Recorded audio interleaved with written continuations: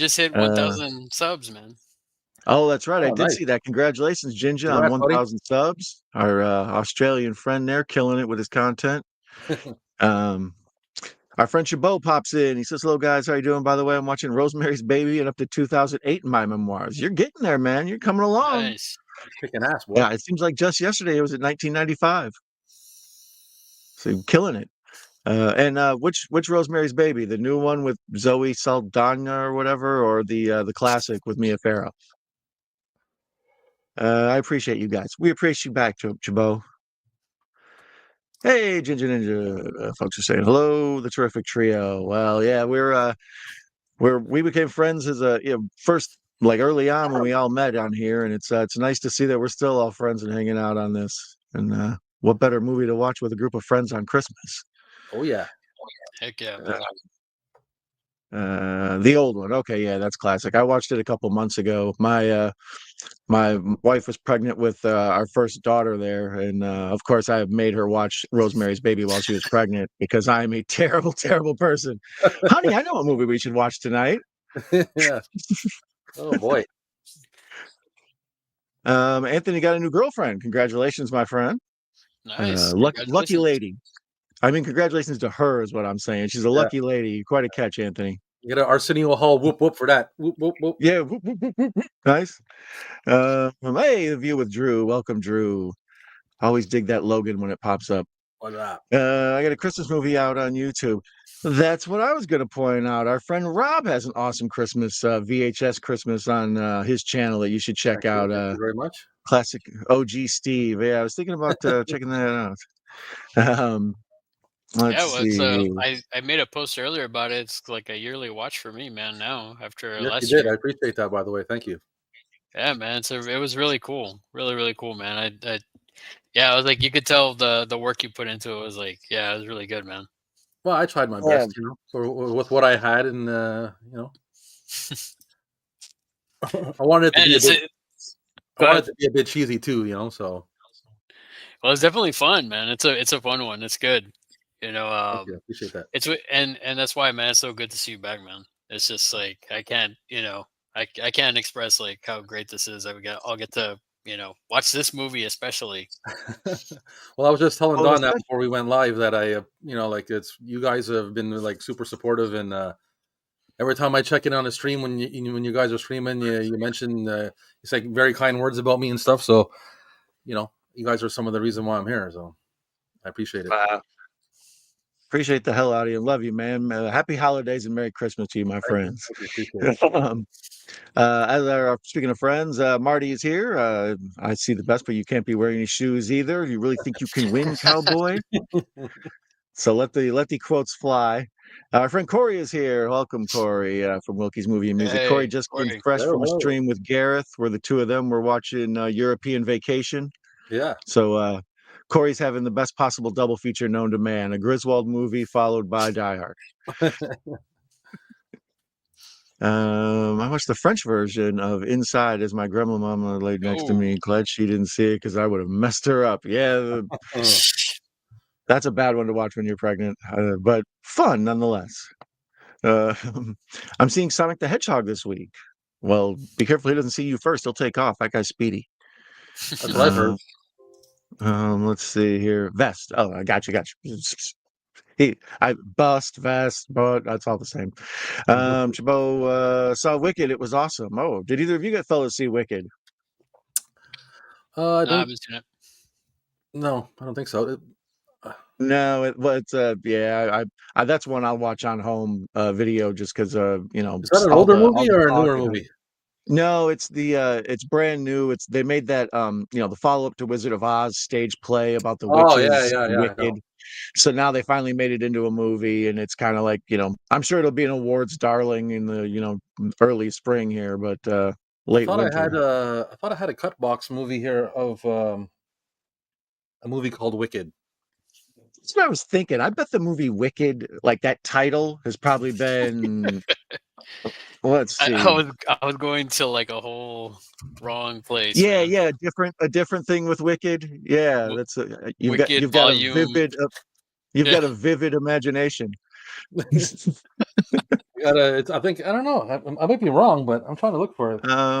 Let's see here. There's Wicked 2024. I got it right here. I stumbled onto one of my Easter eggs here on Google. Let's see what we got going on here. Yeah, look, what's this movie right here? Let me see here. Oh Jesus! Oh Jesus! Okay, sorry, you guys. You just caught me in the middle of a live reaction. All right, there we go. Sorry, before we get a copyright strike. There it is. Oh, sorry, Rob. Let's give you full. Where the hell is That's what I thought he was talking about. Oh, the Julia Stiles one, yeah. Yeah. Okay, got ya. I got it in pieces. There's the side, the back, front, the tape. How do I get? How the hell did I make the individual pop-up solo layout? That's what I was looking for. Jesus. There you go. Look, it's fun to watch me learn. There you go. You can see it well like that. Oh yeah. Nice. Uh-huh.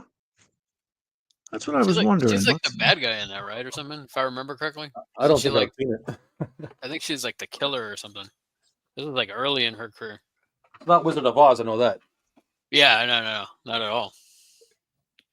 It's Oh, by the way, if you Google Wicked, you get all three. You get a pop-up, one of those Easter egg deals that comes up, and the page flies all around, and it sings a song, and it's very witchy. So if you Google the movie Wicked, you get a little a fun one there. There we go, back to normal. Jeez, look at me figuring out on the fly. I'm learning about Google Easter eggs. I'm figuring out how to use StreamYard again. Rob's back. Cats and dogs living together. I found out last week that Professor Macabro, not only is he a evil professor, he's also an IT guy. So if you have any problems, you can hit him up. Oh, nice. You will be getting lots of messages. I've got my thumb stuck in my Blu-ray drive. How do I get it out? Did you try turning it off and on again? I got my arm caught in the USB port. Mr. Bones wants to know why this is entitled Into House. This is a very special episode. I was going to mention that. As many of you know the history of mine and Larry's show, Rob, for a long time, held down this time slot. And we always met up at this time slot on Rob's channel. And he'd always have some fun guest on, Captain Adam or Gareth from Video Tasties, et cetera, et cetera. And I've been on there, exactly. And we would hang out and just talk movies and then just have a nice friend hangout session. So Rob and I both took extended breaks, and Larry held down the fort and kept everything going. So a very special episode of both Into House and Rob's show at 6, and we got just everybody back together. And I thought we would do something fun. Me and Larry been intending to watch Die Hard anyways, so I thought let's all do this together as a crew. So it's technically not Into House, but what do we got here?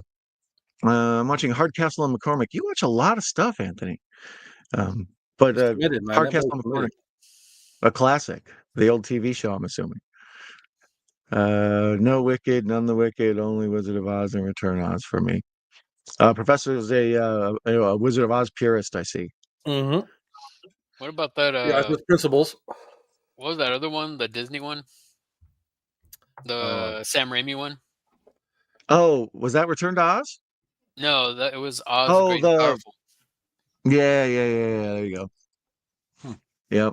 Which you would think Return to Oz is actually more like scary than something from Sam Raimi, which is weird. Yeah, you wouldn't think that. I think that's the only Raimi movie I've never seen. Is the James Franco one you're talking about? Yeah, Mila Kunis is the witch. Yeah, I've never seen that one. I watched it once, and I can't even. You know what? I can only remember pieces of it. To be honest with you, I was probably passing out. Where do you guys stand on the? Where do you stand on the Wiz? I love the Wiz, man. When I was a kid, I watched that shit. I was like, I love Michael Jackson when I was young, so he couldn't do no wrong in my eyes when I was younger. It's probably not the best to watch it nowadays, but I haven't seen it in a long time. So, yeah, same here. It's been forever since I've seen it. I mean, I remember. I was all about Jackson 5 and Michael Jackson. I used to ease on down the road all the time. Ease on down the road all the time. My niece went through a Michael Jackson phase when she was like 9 or 10, catching up on all the old catalog and Thriller and all that. And I had her watch The Wiz with her, and it was, I don't know, it was a fun time to see her. That's Michael Jackson as the Scarecrow or whatever. Like, yeah, it was cool. Anything with Nipsey Russell, I'm pro Nipsey Russell. Yeah, for sure. Hurricane created by Stephen J. Cannell. These are facts. These are facts. Have Cheatable Views. Snicker Fan Club into house. Welcome, Patrick. Nice to see you. I love that Wicked. Not on Sweet Cool VHS, but Lowly Peasant DVD. Oh, I have that Wicked. Sorry, I gave him too much affection for it. Well, just tagged you guys on IG. Thank you, Anthony. It's nice of you. We appreciate it. Between Terminator 2 and Judgment Day and Die Hard, which movie do you like more? Ooh, that's a good question. Wow. I'm a Die Hard guy, obviously. That's hard, man. You know what? I would say Die Hard because I feel like in the last several years I watched Die Hard every year. It's been forever since I've seen T2. Nothing against T2, but I don't know, man. Die Hard is just a yearly watch for me, and T2, it's kind of like one of those movies where like, I'll watch it again eventually. That's a hard question, man. Yeah. I was like, oh man, but then I started thinking, what do I watch more in the last several years? I watched Die Hard. Well, I mean, if I was measuring it that way, I would have to say Die Hard because, but the thing is, the reason why that is because I've seen T2 so many times that I can't watch it anymore. Mm-hmm. So that kind of means like I really like that movie. So I'm going to have to go with T2, man. To be honest with you, I love that movie. I don't even like Guns N' Roses, and I love their song in that movie. Yep. You Could Be Mine. Yeah. Yeah, I love it. I had the tape, man. I had the single back then. Oh yeah, cool. Yeah, that's how much I was. I got the single for Nightmare on Elm Street 3, the Dawkins song. The Dream Warriors. Yeah. Nice. Yeah. I remember when that came out, that video, they showed it on Headbangers Ball, and they had the whole Freddy tie-in the video. That was a classic. You guys have you guys seen the video for Kiss's song? I think it's, what is it? Lick It Up. Yeah, I've never seen the video, but I know the. Man, I was watching Friday Night Videos. I don't know if you remember Friday Night Videos from back in the day, but I watch it on YouTube, right? When I'm in here hanging out and whatever. And they were showcasing Kiss, and they played that video, and oh my god, I was laughing so bad. There's a part where they're walking towards the camera as they're singing, right? Oh man, it's hilarious. If anybody needs a smile, go watch that video. Oh man, that's good stuff. Professor knows a totally different Wicked web page. Yeah, I imagine. But he does. Our friend Lamonia is here. Hello, Lamonia. Nice to see you. Folks are saying hi to Lamonia. Are you not all in a house? I mean, in a video store. I'm in a video store. That's the point. I'm in a bedroom, but whether or not there's anything around the bedroom, I just might be a bedroom in the woods. I'm fun like that. Might be a shed, but it looks like a bedroom. Yeah, this is all green screen. Yeah, like you kind the camera. It's like a park. Yeah. Cars passing and shit. Right. It's like, what was that noise? Oz the Great and Powerful. Yeah. Let's see here. Russell is here. Hey, Big Don and Larry and the man, the myth. Of course, Rob's vintage video to here. Hey, Russell. Folks saying hello. Folks saying hello. Appreciate the love. Larry, drift in your chair. I don't know what that means. Oh, he wants you to do Tokyo Drift. Sorry, I hit the wrong one. He says, hey, Chuck. Everybody knows Russell with the Chuck. Hans Gruber and the T-1000, the top 2 best action movie villains. They got to be right there. Here's another question when you regarding The Witch or Die Hard or Predator, because they're both made by McTiernan a year apart. Right, see, I'm going to explode on that one. You know something? I'm realizing now on that second question that if you put anything against Arnie, they're probably going to lose. Well, I love Arnie. I love Arnie, man. I love every single Arnie movie. It's hard for me to go against my man. Yeah. I mean, even if you said Commando and Die Hard, I'd say Commando. Yeah. I Really? mean, I just Predator is one thing, man. Predator, I freaking love that movie. But Yeah, so do I, man.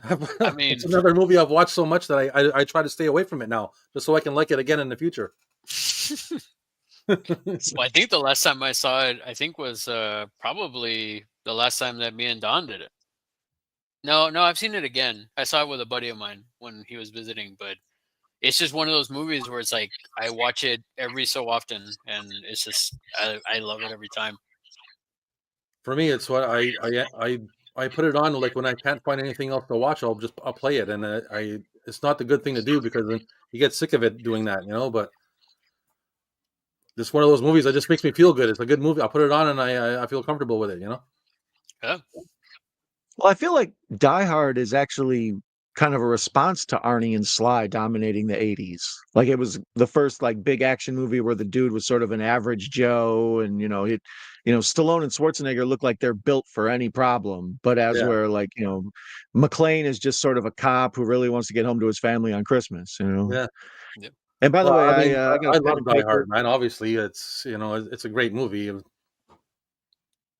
Oh, it's the El Clasico. It's one of my faves of all time. I got a pen and paper. I'm gonna try to make a tally mark every time I see some sort of reference to the Christmas in this movie. I'm a big this is definitely a Christmas movie guy. And so I'm gonna see what we can do. So now that since I have Well, I two guess wingmen obviously here, both of you we'll guys probably think get it's a through this Christmas movie, good. right? Oh, I for sure. Dude, the weird thing is before the internet, like I've always thought this was a Christmas movie. Like that's the weird thing. Like once the internet became a thing and I started hearing it, I'm like, what are they talking about? It's always been a Christmas movie. How is it not a Christmas movie? So Well, for me, that's what I was thinking because I mean, yeah, it's an action movie for sure. Like Mhm. Mhm. there's no doubt that it's an action movie, but one of my favorite Christmas songs is in this movie. You know what I mean? Like Mhm. I listen Run to DMC. Run DMC's Christmas I knew Holics it. every year. So Christmas. how am I watching a movie with that in it and it's not a Christmas movie? Well, that's always my excuse is it opens with Christmas music, it ends with Let It Snow, which is Christmas music. There's all sorts of like, Christmas stingers and like jingle bells that play in the background. Every room's got a damn Christmas tree in it or some sort of decorations. There's even the tape he uses to put the gun is like a Christmas tape. It's all just Christmas, Christmas, Christmas. Yeah, And like I say, it's a movie about a a guy party trying to too. It's get a home to Christmas his party. family at Christmas. It's way more of a Christmas movie than It's a Wonderful Life. Way more. Stand by that.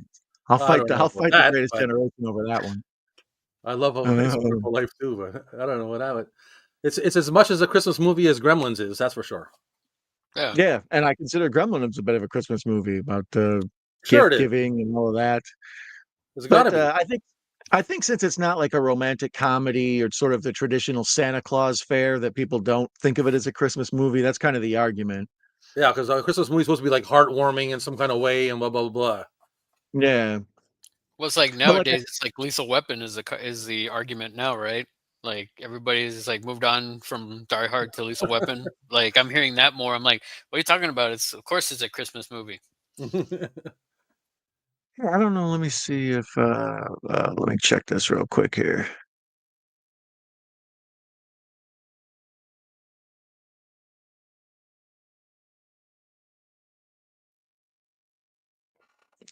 Sorry. If you noticed on that picture I just popped up of Bruce, the fire above his head shaped like a Christmas tree or shaped like a Christmas hat. It's the Is it? same fold with a little flop on it. The helicopter makes the ball. Here, Oh I'll wow. There you go.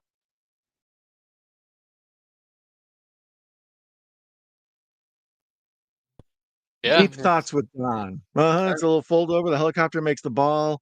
Uh, but the difference between this and Lethal Weapon is I think this has so much Christmas stuff in it that it's Christmassy throughout.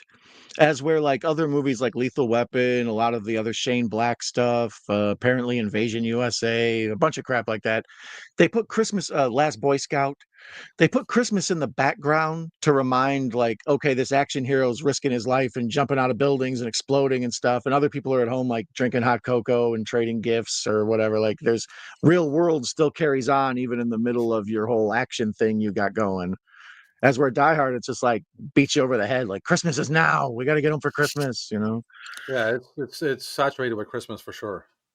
Yeah, and that's the a thing. good point too. It's a good point if the movie starts off and you're hearing Christmas songs. Mm-hmm. Well, anyways, let's stop talking about Die Hard and let's watch Die Hard, fellas. How are you watching it tonight, Rob? I'm watching on VHS, of course. I got the trilogy right I here. knew you would. I knew you would. I got it all And queued up at the 20th Century Fox. oh yeah, the Nice. classic edition, nice. You got it in the big the box set, sweet. Yeah, the three of them, the trilogy. I like it. I have it single somewhere too, but I grabbed it. It's off my my box set shelf over there. Oh, okay. Yeah, I was wondering if you would have that or the old snapper case or what exactly you were going to whip out if you had it on VHS. I know you're a connoisseur. Well, I would have liked to pull out my single of it, but it's probably somewhere. I don't know. How many copies of Die Hard do you have on VHS? I got at least 4 or 5 different copies. I don't know if they're all different, but I got a bunch. I have a Bruce Willis section. I have Bruce Willis, Van Damme, Arnie, Stallone, Seagal. I have all of them all in the section, like all by themselves, all their movies together. You know, nice. The old video store grouping. Yeah.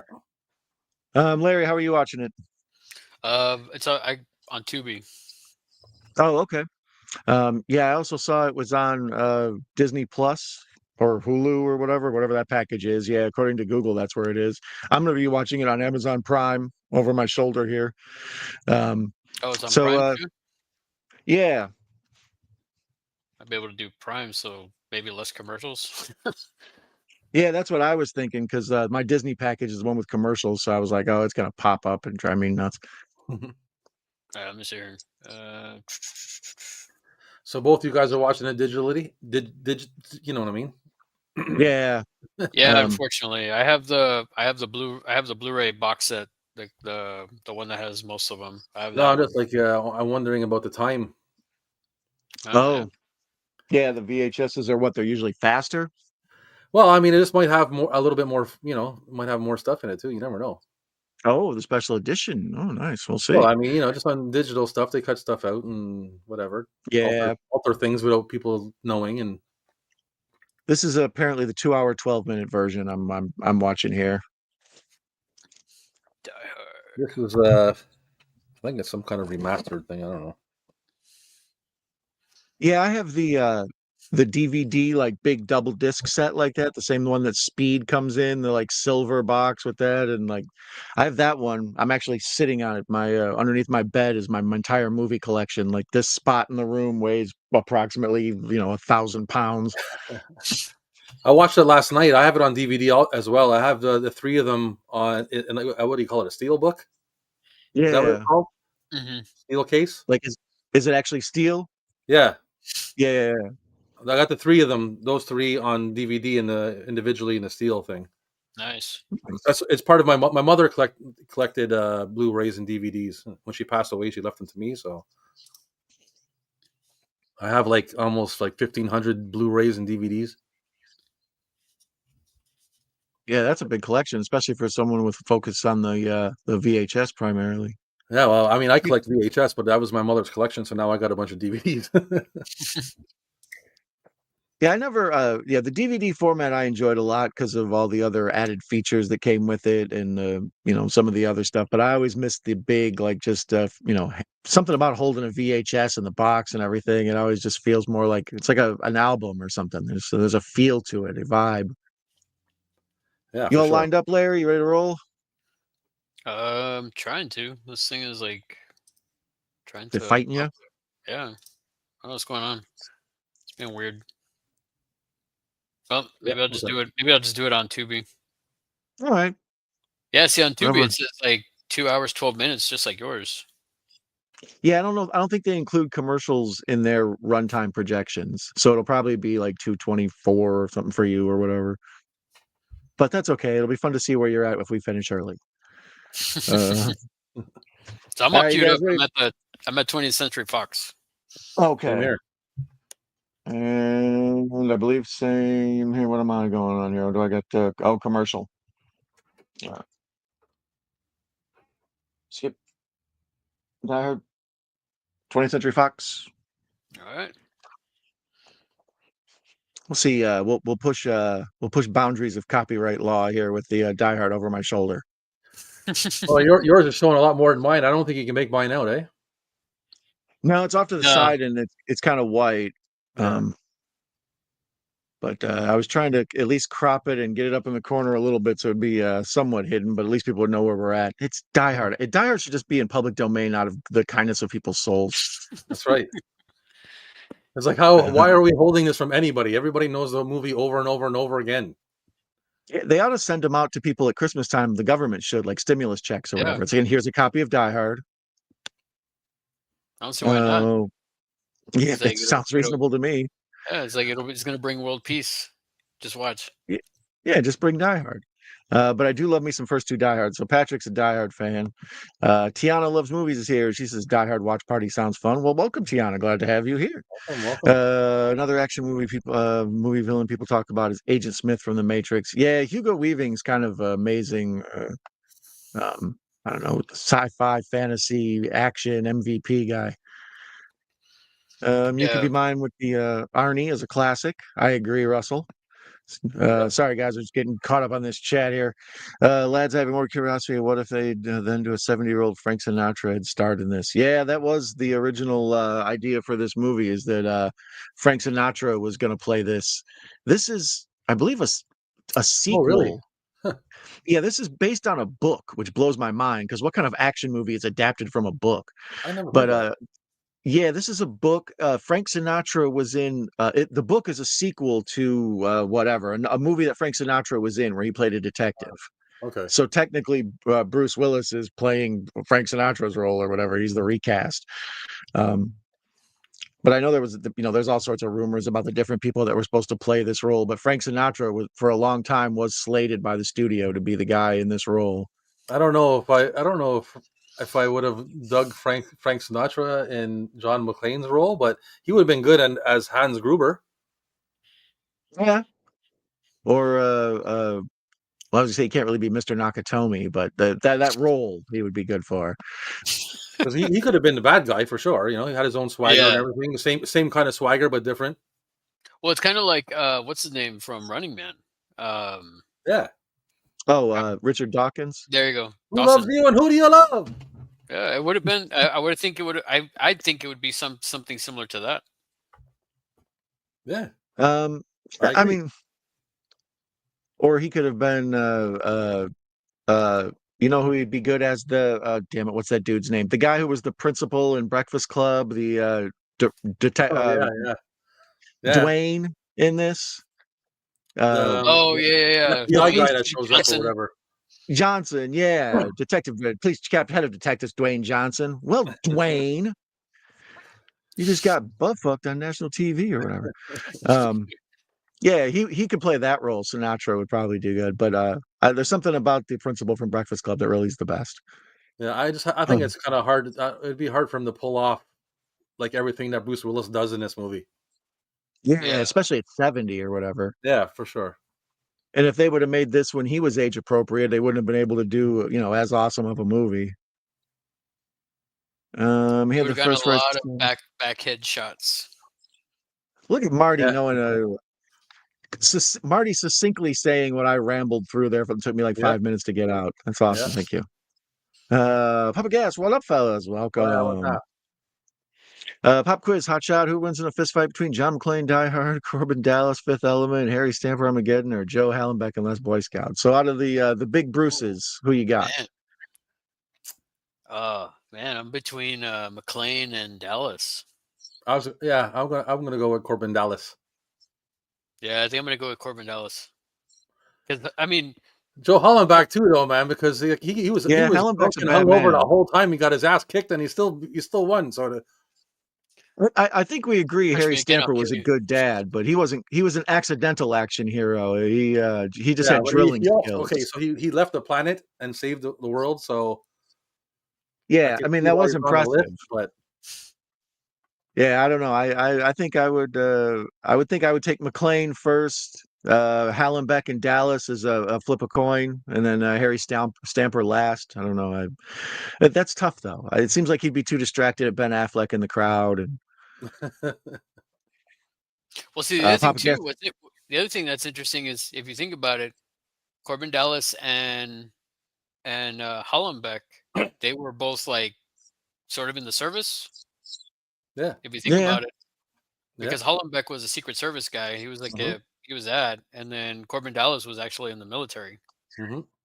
So if you really think about it, technically they could probably beat John McClane, but it's still, I don't know, man. I would probably go And McClane. I think I don't you're know. right. And I think out of those two, I think Corbin Dallas edges out Hollenbeck. So Yeah, the future stuff helps. He's got advanced knowledge of all the different weaponry. He can fly a car. Hallenbeck could be all confused at how. Yeah, the yeah, but fight itself. also like listen, Hollenbeck, like, he protected the president. He was a military guy. He protected the president, all the stuff like that. But Corbin Dallas, he had like a whole list of like when the guy he drops out a whole list of Yeah, everything he can all do. the commendations. And he's like, Mhm. out of everybody, you're the only one that's still alive. And he had like commando status. You know what I'm saying? Hmm. Uh, Papa Gas says, or Papa Goss, Jesus, my eyes are getting terrible. The fact that it takes place during a Christmas party alone, right? Mhm. Lamonius is totally fair. Here's a big question between T-1000 and Agent Smith. Who do you think is a better villain? Oh, Um, T-1000. See, I'm gonna go Agent Smith. He dominates that movie with his creepy, calm, like bland whiteness. Just as Yes, he's Mr. got zero Anderson. flavor. Mr. Anderson. Yeah, his lack of soul, like he just has zero flavor. There's no style to that man. He's just a drone person. He's creepy as hell. As with Well, the see, T-1000, it's like, it's fascinating and interesting. And now, but that's I the love thing though. robots, man. I'm down with robots, so I'm going to do a T1000. Now, that's the thing though, because in the second Matrix, doesn't he start like assimilating other people, or he's having them assimilate him? Although the T-1000 can assimilate anything. yeah, but he can make multiples though, right? Because he can just keep cloning himself. As where the T-1000, isn't it just one contained? It always has to like come back together or whatever. Yeah, that's what I'm kind of curious with. But if they had a ton of T-1000s, That's the answer. Christmas is the catalyst for this flick's events, and Don's dead, right? It's a Wonderful Life only turns into a Christmas flick at the last 20, 25, 15 minutes. Yeah, I mean, there's little That's true. things like when they go That's true. sledding and he saves his brother's life, and that old man is real Scrooge-ish, the drugstore guy, all that stuff. But in the big picture, yeah, this is so much more Christmassy. Like, I want to watch this like every Christmas. It's like It's a Wonderful Life's kind of a bummer. If you're not in the mood, don't watch it. I love that movie, man. I watched that. I watched it twice already this year. It's a Wonderful Life, really? Yeah, man, I love it. Like, I mean, at the very end when he runs by and he's all happy that it's Christmas, it's the same Scrooge kind of ending thing, and he's like, "Merry Christmas, movie house, Merry Christmas, yeah. drugstore," all that, like, No, I and then agree that mm, I'm not going to argue with that. I mean, in the last 20, 50, yeah, well, yeah, for the most part it is. I agree, but it's just, it warms up, and it sets it up for the Christmas part. Hmm. But it's black and white, and there's snow, and I don't know. the main thing about it There's to a me is always moral. He learns the moral lesson at the end. I think it just yeah, adds like the black and white adds to that classic Angel gets Christmas his movie. wings. Yeah, like just that whole part, like at the end, it's just yeah. I mean, even though yeah, it's like the last 15, 20 minutes, but I don't know, man. I still see it as a Christmas movie. Yeah, I never thought of it as like, oh, it's half or it's like 75% of a different movie, and then it's Christmas last 25, 30%. I've always thought of it as a Christmas movie. yeah. I well, find it works together as a whole. when I was a kid, every Christmas they would play it. Like it was like a yearly thing, and they would jump around what channels had the rights to it. It was like the Super Bowl or something. So like I remember, NBC's programming, that would on some Sunday night. It's like here's a black and white movie from 40 something years ago. Like, I know that's why yeah, I I don't like know. it now as an adult. But when I was a kid, I hated it because I was like, what's with this black and white shit? I wanted to see the Grinch and cartoons and stuff. I didn't like that stuff when I was younger, but now that I'm older, it makes me think of that. So I love it now.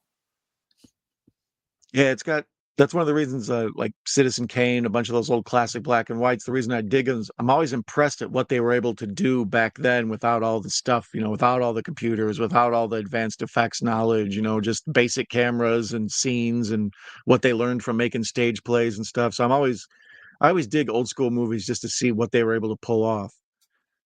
Yeah, I love The watching like 70s movies and shit just to watch. I watch 70s movies on purpose, even if I don't care about the story, just to watch what's in the background and the kind of subject matter they show and the things that happen.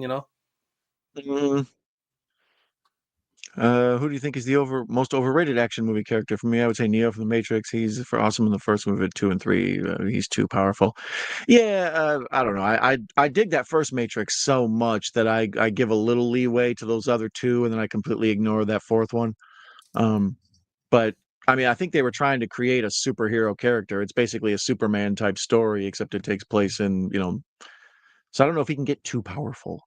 But at the same time, the more powerful he is, the more boring it is. The Superman conundrum. Also, Die Hard has one of the best bad guys with Hans Gruber, the most epic Oh top of yeah. the building explosion, and Carl freaking Winslow. What's not to love? Yeah, Reginald Vo Johnson steals this movie while he's in it.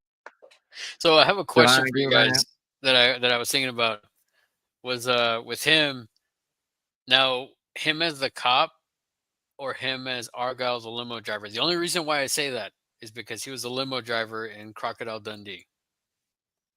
Mm. So could you see him playing the limo driver in Die Hard as well? Well, yeah, of course he could have done it. He's Yeah. better as the cop. That's probably why he got that Yeah. role. But I mean, he could have done a limo driver for sure. Well, I think Argyle's kind of an interesting character. Like he's there basically to uh be like the head to head with the computer guy at the hacker dude who's the all through the house of stirring the dude who's breaking through and the quarterback is toast, that guy. Like at the end, him and Argyle are basically like they're a good matchup. But prior to that, he's just sort of there to be like Bruce Willis's buddy. Like, oh, Bruce is cool. He's got a black friend. He treats the limo driver like he's a real guy. You don't talk down to him or nothing. It makes Bruce seem like a cooler guy if you introduce that as his buddy right off the jump. Yeah, he like rides in the front with him. Mm-hmm. Yeah. And that's like he's kind of there to just be funny and break up. Every now and then we can just cut away to Argyle on the phone with sunglasses on and stuff. Like he's a good Big teddy cutaway. bear. Yeah. Like he only I have another realizes. I think he only realizes like what's going on is like it's 3/4 way through the movie. Yeah. Yeah. He's just hanging out, chilling. Well, there's that one scene where he's like partying, and you just see the car like that when they're shooting at what's his name's Carl Winslow's car, and he still doesn't even notice it. It's still like going on in the background. Yeah. I think he's on the phone trying to get some girls hooked up for afterwards. Yeah. Yeah. Cheetah keeps his Patrick keeps his Steven Skull in the basement next to Cheetah's cat food. Another channel is also doing a Die Hard watch party. Who? Oh, really? I know Juno 2000 and I believe special guest Russell watched it the other night. In general, I try not to, if somebody does a movie, there's so many other movies to do. I just, go on to something else or whatever. But Die Hard is such a classic, and all three of us have such strong feelings about it. I feel like Die Hard is. We could probably every channel right now could all be watching Die Hard, and people are like, yeah, it's like Jaws. Yeah. It's just one of those Right. movies. Oh, is it Horror Cat Dad? He's live as well. Oh no! And Rob, let me guess, you're probably live too, you bastard. No, I didn't. I stayed. I stayed in the house channel. Oh, okay. I appreciate that. Did he do Family Members or Die Hard first? I believe he did Die Hard first, right? Mm-hmm. How many times has he been a cop in movies? Because he's the cop in Ghostbusters as well. Yeah. That's a good question to ask Uncle Google. Yeah. He was a cop also in the Turner and Hooch Disney show. He's a retired cop in Turner and Hooch. Which the show is not that good, but I had to watch it because my stepdaughter wanted to watch it. Well, you gotta do what you gotta do. Yeah. But that's why that's the other one too. I was like, wow, he's in this. And my wife's like, yeah, and guess what he is? He's a retired cop. I'm like, oh, that's funny. So now do you count the other films that he does a cameo in as a cop? Like in part 2, he comes out in LA as a cop. John's like calling him. Do you count that one too? Yeah, I would count that. I mean, well, I think it's just how many roles I consider of him as a cop. So is this one role, even though it's a different movie, if he's in Die Hard 2 and Well, let's yeah, it's the see. same character. He's playing the same character, so Yeah. I found a people. I hate when they make me run through a big long list. Where, but they still didn't even give me you bastards. Yeah. There, we'll just do um Essential Seven. I'm gonna run and grab a beer. I'll be right back. Okay, guys. Do that.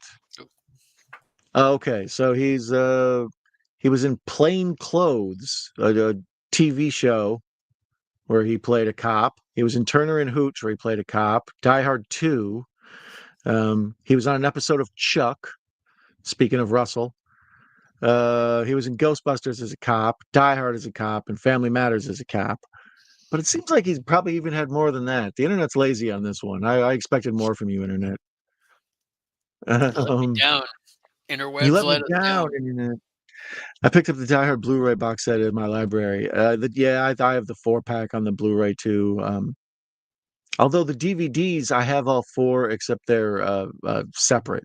How many are they on now? Are they on like 6 or some shit? I don't know. What they go to what 4 for Russia?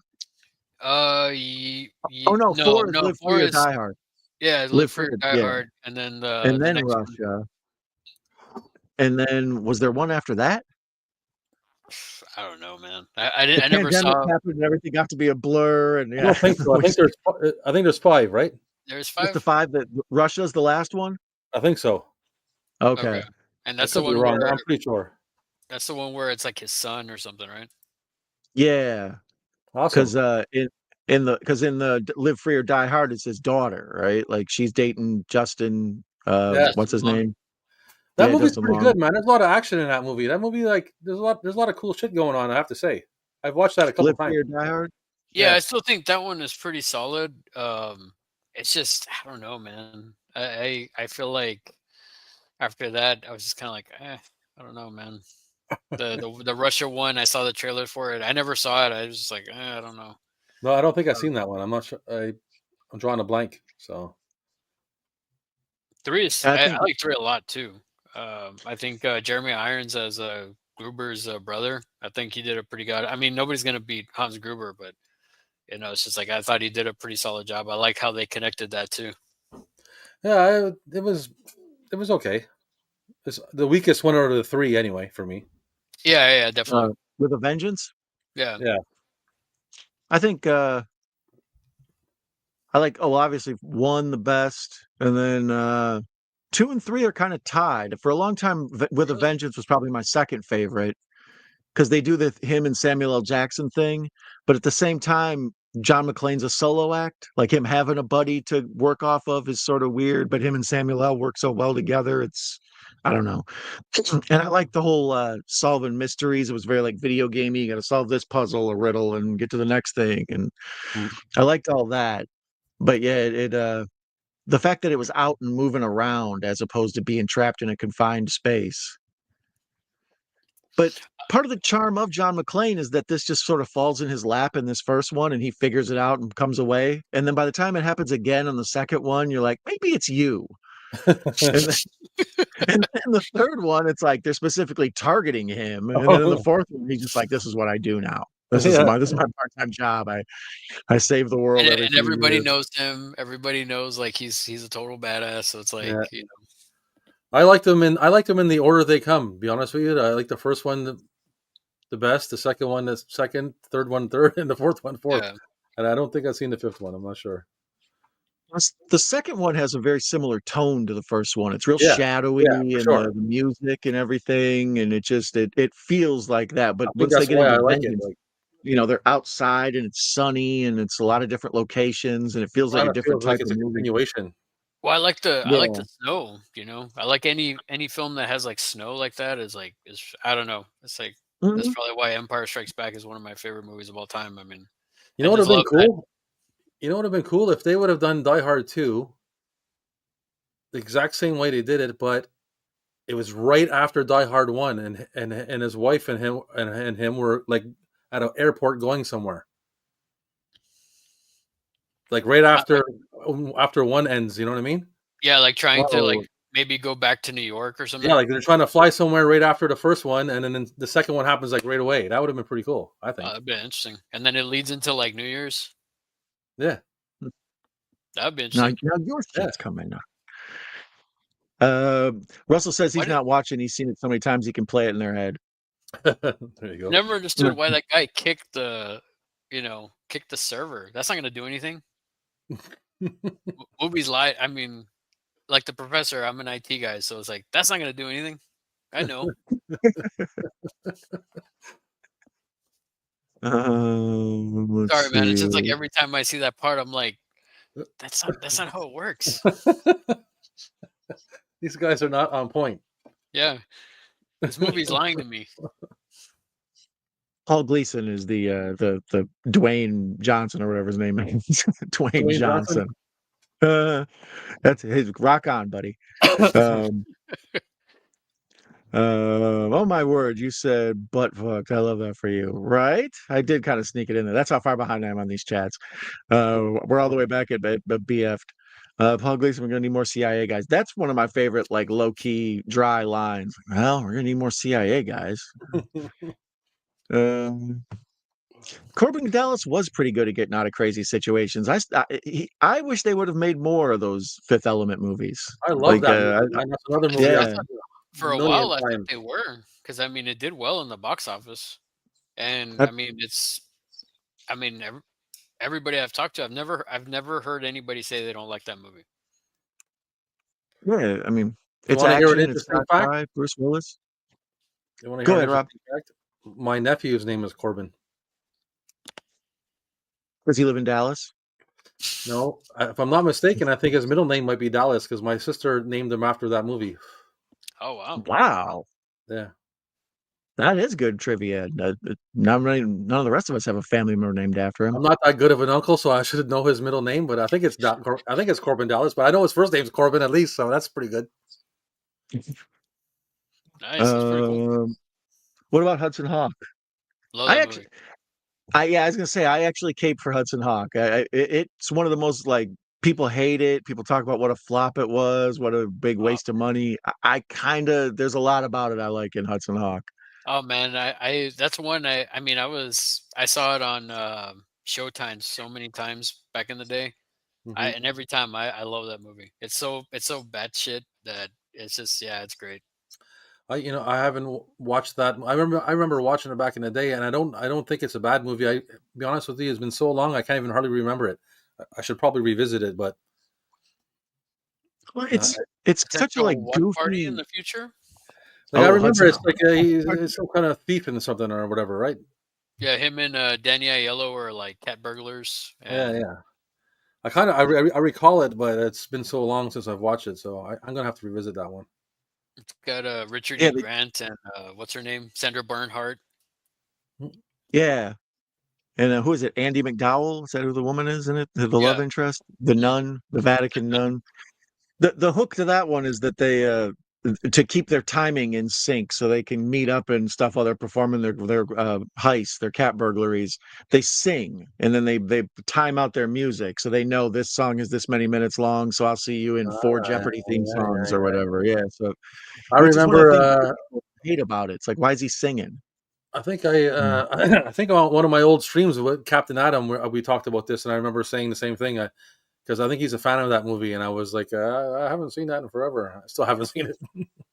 Well, it's distinctly goofy. Like, of all the Bruce Willis movies, it's one of the more goofy, like, just lots of almost like Airplane heavy with jokes. Like, they bombard you with jokes in that movie. And then we have to mention, Vigo's in the house on this movie. Isn't that Vigo? The brother, the guy with the ponytail? No, the guy with the ponytail that's one of the henchmen. Mm-hmm.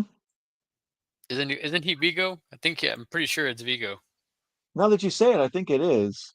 I'll have to see him again when he pops up. I'll be watching over my shoulder and see if I keep an eye out for him. But yeah, I remember I think that big faced, moon faced rascal is in here. I don't know. I never noticed that. We'll keep an eye out for it. But for a long time, I was You mean convinced that Vigo the when they take out Carpathian? the guy behind the counter and they have a replacement guy come, I was convinced that was Huey Lewis for years. I'm like, Man, I that's was going to say that. I was just yeah, about to say that, man. yeah. The I first was time the you see same me, like, way, man. I was just about to say that. The I was guy, the hey, same the guy way. at the opening, the beginning, that's Huey Lewis, wasn't it? yeah, that's they It's give so, me with that every time. I've had to Google it because I've been like, that has to be Huey Lewis. Damn it. no, you know something? I thought he totally looks like Huey Lewis until he starts talking. Yeah, When he comes to the door and lets Carl Winslow in, then you kind of see, okay, that's not Huey Lewis. But man, I'm sure that guy gets mistaken all the time. yeah. Well, it was such a strange casting role. It's like, well, here's a dude who looks exactly like Huey Lewis. Like, well, put him behind the front desk. Well, and if you really think about it, I mean, Huey was in the first Back to the Future. He does that cameo as one of the judges, right? Yeah. So it's like, I'm afraid so that's too darn loud. yeah, so it's like you would think like, oh, maybe maybe it was him because he was trying to like break out into films, but no, yeah. As I got older, I was like, oh, it's not him. But It no, looks yeah, like him, though, I man. was It the looks same like way him. too. I was like, Huey Lewis is in this. What was that movie he did with Gwyneth Paltrow? Duets or something like that? Like I it was like a I never saw karaoke that. movie. Like, yeah, or something like that. I remember him I don't think I've Cruisin' seen that. was like a radio hit. Merry Christmas, Bedford Falls. It's a Wonderful Life. Buffalo Gal, won't you come out tonight? That's how far behind I am on the chat. We're still back at It's a Wonderful Life. I love Harvey Jimmy Davis will write Stewart a too, book man. for He's his like, son. I love Jimmy Stewart in that movie. The Man Who Shot Liberty Valance, some classic Jimmy Stewart. They got movies ready to roll, so we're back at the movie starting. They're already playing in the background. Oh, look at that Lamonia. All right, thank you. Don and I are completely synced, so I don't even have to watch it on TV. I can just watch it in front of me, Yeah. looking at it. Nice. Saint Ranger, nice to meet you and have you here. Let's see here. Roland, the first name was Hans. Russell, you got a lot of aliases, man. Are you Carlos the Jackal? You can catch these Hans. Give it up. Give it up. That was yes, I like it. Hans Werner Schumacher. Hans Werner Schumacher. Look at you, Russell. You're always new stuff whipping out on me. How long do you have Hollywood until they do the inevitable remake of Die Hard? Yeah. I mean, it's gonna have to happen, right? Like they'll just do a complete restart back from the first Nakatomi Plaza, or would they pick up at like episode 6 and just have a new John McClane in there, Channing Tatum or some shit?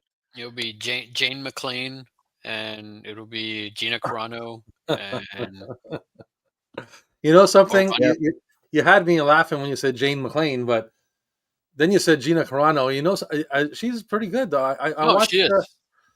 I watched one Well, of her movies that I haven't seen all of her catalog, but I did watch one of her movies that she was in, and it was because she's a fighter, and she actually like sold the role. You know what I mean? Like, but I mean, I'm not saying I'm for it. I'm just saying. Was it that Haywire? I think it Haywire? might have been. I think it Oh, might have been that one. no, she's I've pretty good. I liked her in The Mandalorian, and I liked her Yeah, exactly. in Deadpool, the first Deadpool movie. So no, I say her because I could see her doing like a tough Yeah, female role. I think that would now that I'm thinking about it even more, I might be a little ashamed to say that. It might be sound like a good idea, but Well, I think wasn't the second. I remember there was like an alternate part 2 or something like that. I'm trying to remember something that I read online where it's like the daughter, like McClane, got kidnapped or something, and then like his daughter was gonna help him or get him or something. I can't remember. It was something I read a long time ago, and I was just like, I don't know. I don't see that. I don't see that happening. no. I If was I was his afraid daughter, I'd be like, oh, no, he's old, man. You know how old and beat up he is by now?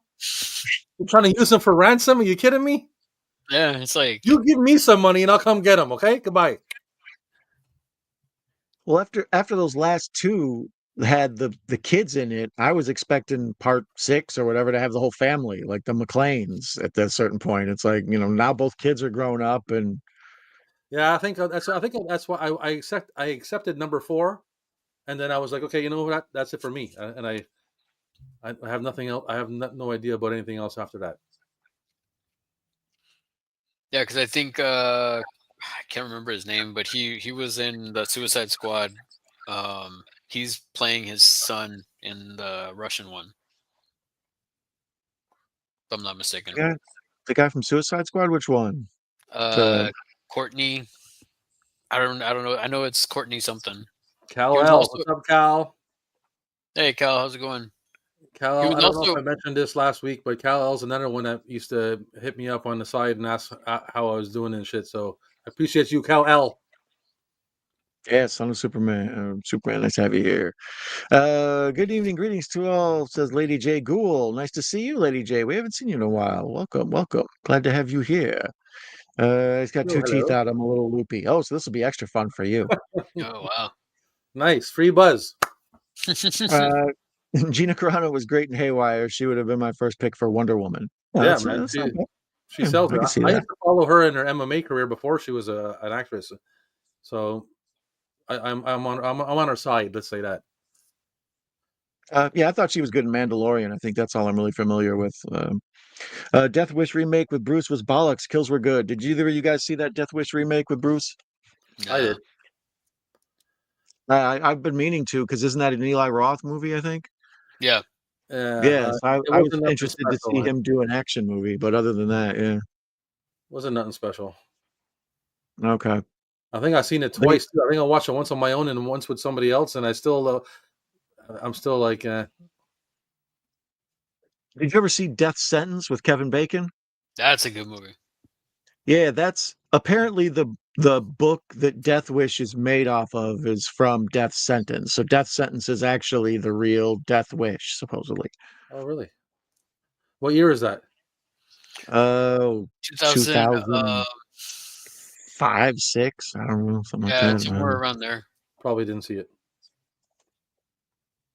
It was after Saw for sure, and it was kind of like it was interesting to go from Saw to that, and man, it was good. It was brutal. Yeah, that's a 2007. Oh, okay, there you go. I knew it was like mid 2000s around there. Yeah, that's what I remember too. I have to look it up and see. Maybe not. I don't know.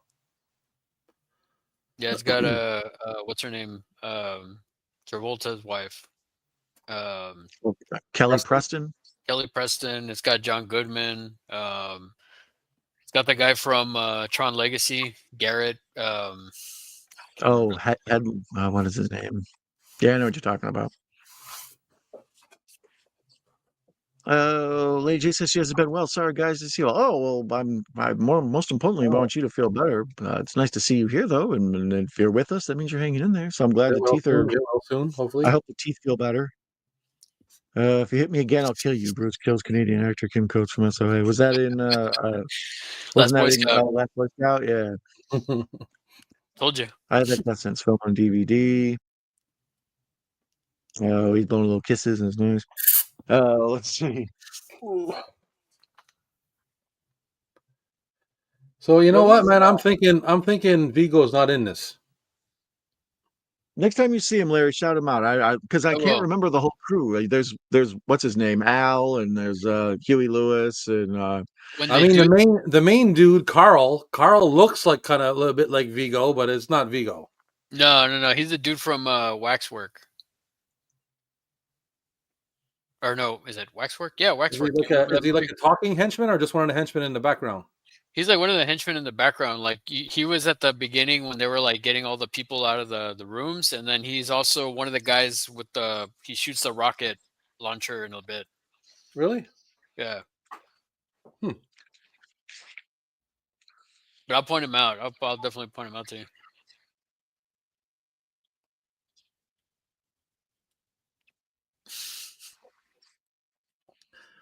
Nakatomi Plaza.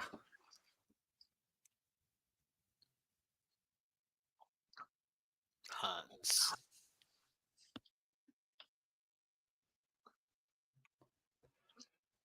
Yes, he plays James. His name is Wilhelm von Homburg. He passed away in 2004. Vigo. Right. Yeah, I wasn't sure about it too. I know that the crew is just sort of. My friend. He's also in Digstown. Yeah, and Silence of the Hams. Wow. Yeah, the main thing I remember him from is In the Mouth of Madness. He's like the guy who lost his son or whatever. Johnny boy. Mm-hmm. Lady Jays, you were very welcome. No, that's Cat not and him. Owl back with the VHS Warrior, right? Yes, sir. We're getting the band back together. Kim Coates always dies hard along with Al Leon. I don't think he dies in Bad Boys though. I think he just gets arrested. Oh, well, yeah. If there's anybody you got to leave alive for another movie, it's him. Well, I just find it weird, like to have somebody like Kim Coates at the just like that, basically like a cameo at the beginning. He lives that guy lives like not far from where I live. Oh, really? Yeah. He's super cool, man. I got to meet him a couple times. He's just like, he's super chill. I saw him like I've never met him, but I've seen him like I was in the same room with him and everything. Cal says he blew no kiss, but I say that's what this is, so I'm sticking with it. Either that or you made a duck face for a What selfie. is that then? So. What is it? A duck face? A duck face is Yeah, like a kiss I thing. guess. I don't know. He's being sassy. He ate some sour candy. You know what? I take back my smooch sound. You get no kiss. It's the what you talking about, Willis. Oh, okay. Yeah. Let's see here. Die Hard. Oh wow, unprecedented. It is a 94% by the critics and 94% on the popcorn meter at on Rotten Tomatoes. Classic. So both categories above a 90. That's pretty damn impressive.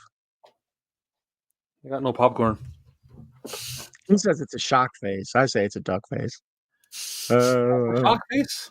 Damn, owls have no respect. That is not a shock face, Kal-El. Come on, man. I don't know. Shock face like that. I think it's the what you're talking about, Willis. I stand by that. Die Hard's an 8.2 out of 10 on IMDb. That's really high. Anything above an 8 on IMDb is pretty damn good. Well, it's definitely a good movie. I guess because plot, I always thought it was interesting how like this guy's bigger than McClane and his feet are smaller. Yeah, he doesn't take his shoes. Camera perspective. Maybe they're the same height. Just dude was closer to the camera. I thought about that too, and I was thinking to myself, why would they write it that way? Yeah, I was like, that's kind of interesting. Like, why couldn't the guy just been his height? The same thing would have happened. Yeah. And then the shoes don't fit, and then nobody would be saying like, the guy's 6'4", he's like 5'10", and his shoes are too small for him. But I like that bit of business because that's like I think that's what you have to do with horror movies too. Is you figure out a scenario that somebody can't get out of, then you go back and try to figure out now what would I do to get out of this, and then you have to write the answers for it. It's like that's why every horror movie is like my damn cell phone won't work. Because that's the first thing anybody in real life would do. It's like, well, I'm gonna call a cop. Like, yeah, you got to get rid of the phone for sure. Yeah, so in Die Hard, it's like every time he kills somebody, it's like, well, you need shoes, steal his shoes. It's like, okay, well, write that in. The dude's feet were too small. He can't steal those shoes. They're useless. No, but I'm saying, like, you could have just easily wrote it that the guy had a different height, and there would be no question involved. Oh no, yeah, I think the casting they were trying to make sure it was somebody who looked like old buddy's younger brother. Yeah, that's probably why. But at the same time too, like you're addressing it. You're addressing it in the dialogue. You're saying this guy's shoes are too small for me. So right away you're implying that the guy should be smaller than him. Hollywood's just struck for I don't know, albino-looking blonde, Swedish-looking, weird writing, Norwegian, Scandinavian. Just throw out all these words. The other thing too is like, why didn't he try to take somebody else's shoes later on? Yeah, I'm assuming each of those times he's just probably in too much of a hurry because shooting or exploding or something's going on. Maybe. But it's a good. It really adds. It's a simple way to add more drama and just like emotion to the movie. It's like, well, what if he had to do it barefoot? It's like just the simple thing of having shoes on means quite a lot when you're in an action movie. Well, listen, hindsight is 20/20, but here's a perfect solution. Okay, how about this? We go back in time. We make everybody take their shoes off at the door because it's a Nakatomi Plaza and no one's got shoes on. There you go. They're all shoeless.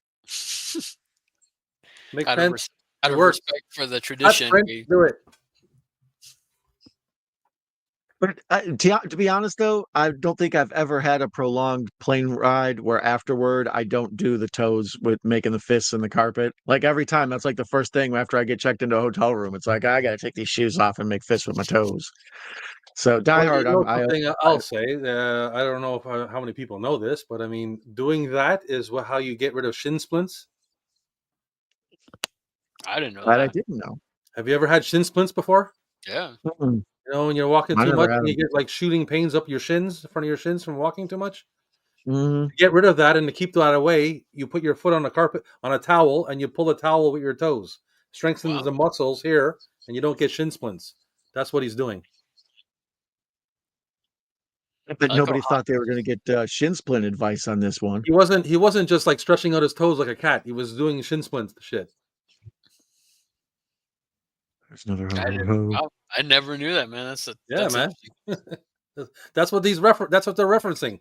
He's doing shin splints from walking a lot and being on his feet a lot, and he's easing his shin splints on the carpet with his foot. Another scene to me that makes this a Christmas movie. There's no reason for him to say the ho ho ho. Now I have a machine gun with the hat. It's like it just got to keep working Christmas back into it over and over again.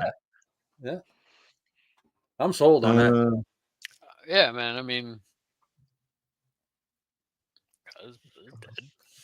to create a greater feeling of spontaneity between the two actors, Bruce Willis and Alan Rickman didn't rehearse the scene when they first meet up. Welcome, Bronson. I appreciate that insight. Yeah, I have heard that before. That they wanted to make it feel like they weren't used to each other and they didn't have like a chummy feeling. When the first time I saw this, and Rickman goes into that American voice where he's scared and he says, I'm doctor, whatever, just all of that. Like, that's Bill Clay. Yeah. Yeah, I love that. Because it's so good. It's like, oh, you got your guy, and then he tricks him, and you're like, Bruce, don't fall for this. You're gonna let him go. And it's like you're almost like, how can you be tricked by it? Because as the viewer, it's not him, and you're like, he's doing a good job, but he's not. It's really him. Can't you see it? Mm-hmm. Well, I feel like even when he's doing the don't kill me, like he kind of breaks the. You know what I mean? Like you can kind of hear the voice. Yeah, that's what I'm saying. Hans, so it's just like, oh man, how does he not pick that up when you first watching it for the first time? I was like, oh man, how does he not know it's not him? And he's like, oops, no bullets. You and that voice.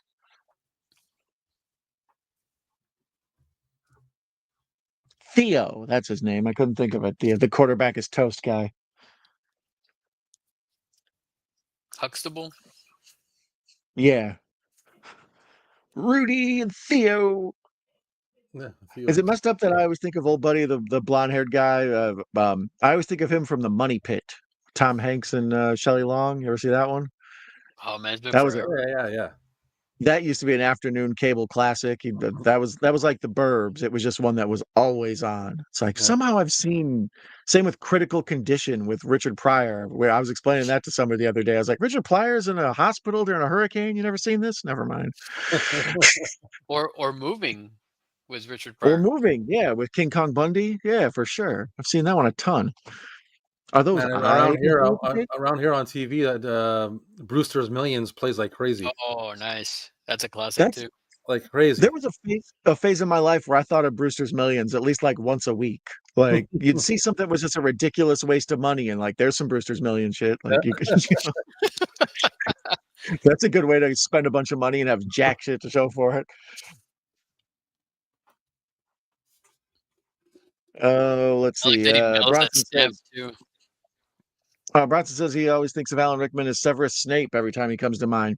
The Harry Potters were slightly after my time. I've seen them all, but I was like a grown man, by the time they were out. I was, in my 30s probably when they came out. I haven't seen any of them. Yeah, I've seen I believe the whole thing, the whole series. I don't know. I don't know if I remember that last one. But anyways, so to me, it's not as impactful. But I could see how a whole generation, that's what he would be. Like the same way we think of Harrison Ford as like Indiana Jones or Han Solo or something. It's like, yeah, Alan Rickman is just Snape. I have no problem with them. I've never watched them. I've seen bits and pieces of them because I have kids, and but no, I never watched a full one. Yeah, I still haven't seen completely the last two. I've seen them before, and I didn't like them until like they started getting darker, which was like the Prisoner of Azkaban. That's when I started like, oh wow, this is actually legit. Yeah, with the werewolf one. And but no, it's not one that I haven't read the books, and it's not one that like I had to go see it in the theaters. I just waited for it to come out on HBO and I'd watch it. I can't remember if it was Christmas or Thanksgiving, but for a while HBO would show the marathon for some holiday. Might have been New Year's Day even.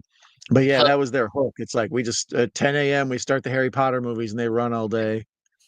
The same way like TBS shows A Christmas Story and all that. That's what I'm saying. Like I've seen like bits and pieces of all of them because of things like that, but I've never really watched a full one. Russell brings up a point. He brought it up before, but I figured we would talk about it when we got there. But on that famous scene at the end where they drop him from the building and he has that horrified look, they let him go on one beat too early, so he was caught off guard. And when we get to that, we'll point it out. His face was like, yeah.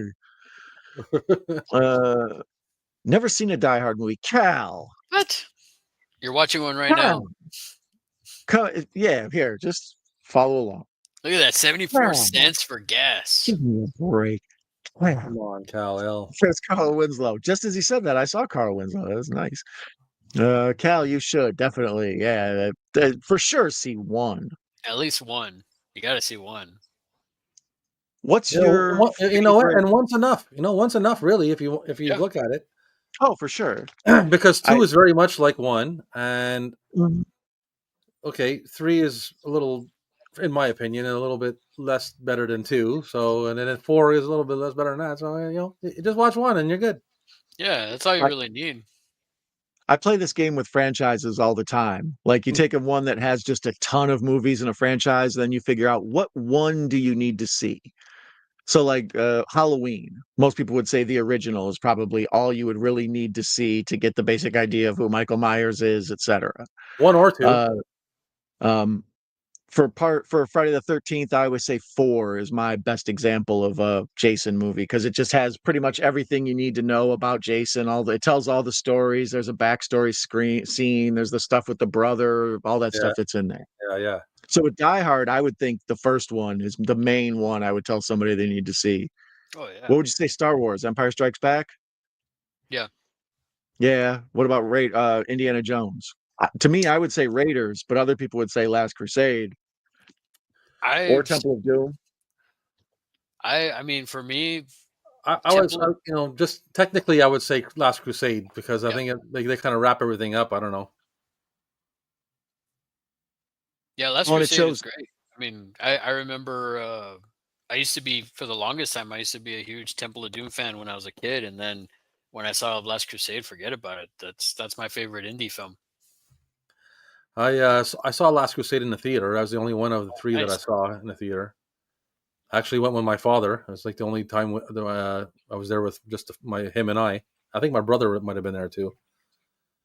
But yeah, I think my favorite one is probably The Lost Ark. Yeah, that's my personal Raiders is probably my favorite. Raiders. Just because it's so, I don't know, there's something about it. It's one of my favorite looking films. It's a really nice looking movie. Sometimes I toss back and forth between that one and Temple of Doom. Those are both movies I played, just like Predator and the other movie where I just I'll throw on just because I have nothing else to watch. Mm-hmm. Yeah, like I feel like Temple of Doom. They used to show it a lot on TNT. Mm-hmm. Sure they did. I would catch it all the time on TNT. It was just like, I don't know, it was weird. That's why maybe I liked it so much back then. But then, like I said, my dad had like the trilogy on VHS, And yeah, I saw Last Crusade. And I was like, man, this movie's awesome. And then I mean, Sean Connery as the dad. You know. This one here. Yeah, it has that whole backstory thing where they Yep. show him fight on the train, where he meets the guy who he kind of grows up to want to be like, and the whole thing with the whip cutting his chin, and Yeah, and that's why he has the chin, the scar. yeah, in the Fear of Yeah, and Snakes comes from there.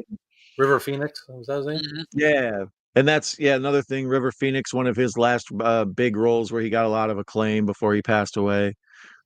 Macabro says, "Don't see 5, Cal. Go with the first one. One day when we get the chance." H2 over 78. Really? H2 over 78? I don't know. I mean, I enjoy Wow. Halloween 2 more than other people, but I think 78 it tells the best story of like just pure evil with no real explanation for why, and it ends with him getting away, so there's that feeling that the boogeyman is always still out there and he may come for you, not just Jamie, Mm-hmm. I'm watching a UK movie series called The Last Detective. Oh, really? I'm unfamiliar with it. I'm a Willis fan, so I would watch all. Yeah, Bruce is pretty awesome.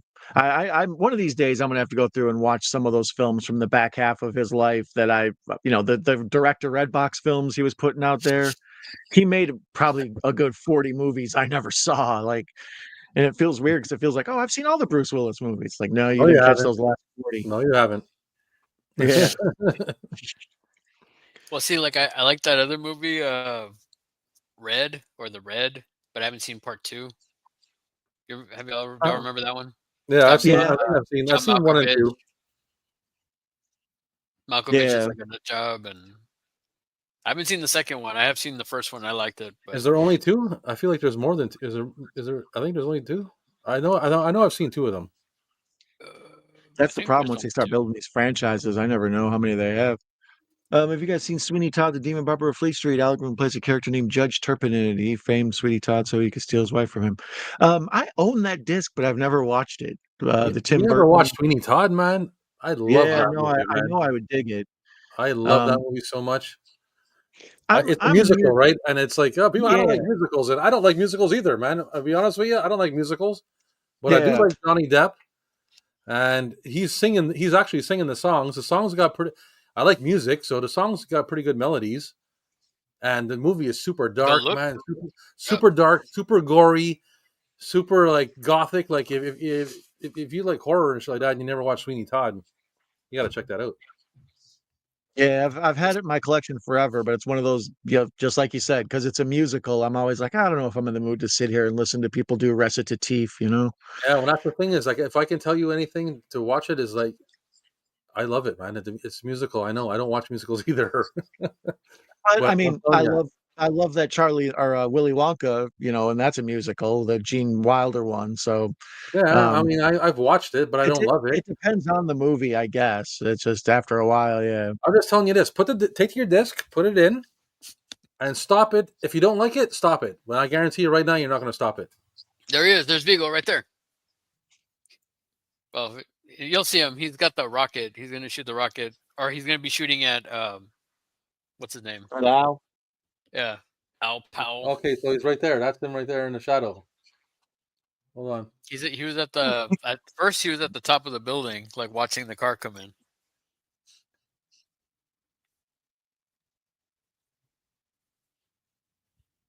Yeah, it's that viewpoint.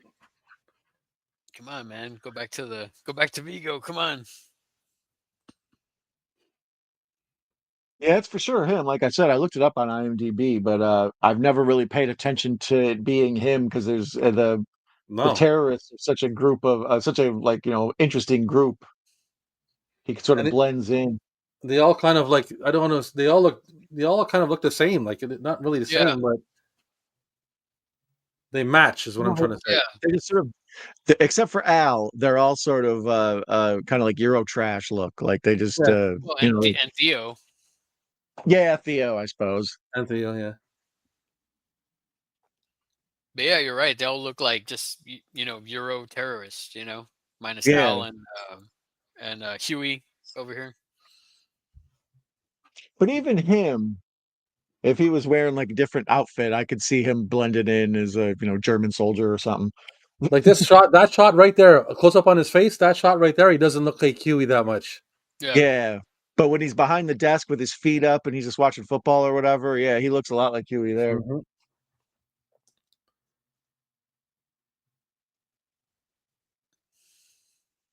People watching this like, tell me, what in the hell is a Huey Lewis? And you go right back to it. He puts his feet back up on the desk and he looks exactly like Huey Lewis again. Uh-huh. His only defense. When in danger, look like Huey Lewis. Yeah, he's got like he's a chameleon. That's his his armor. Right there. Right there, that's him. Yeah, oh, okay.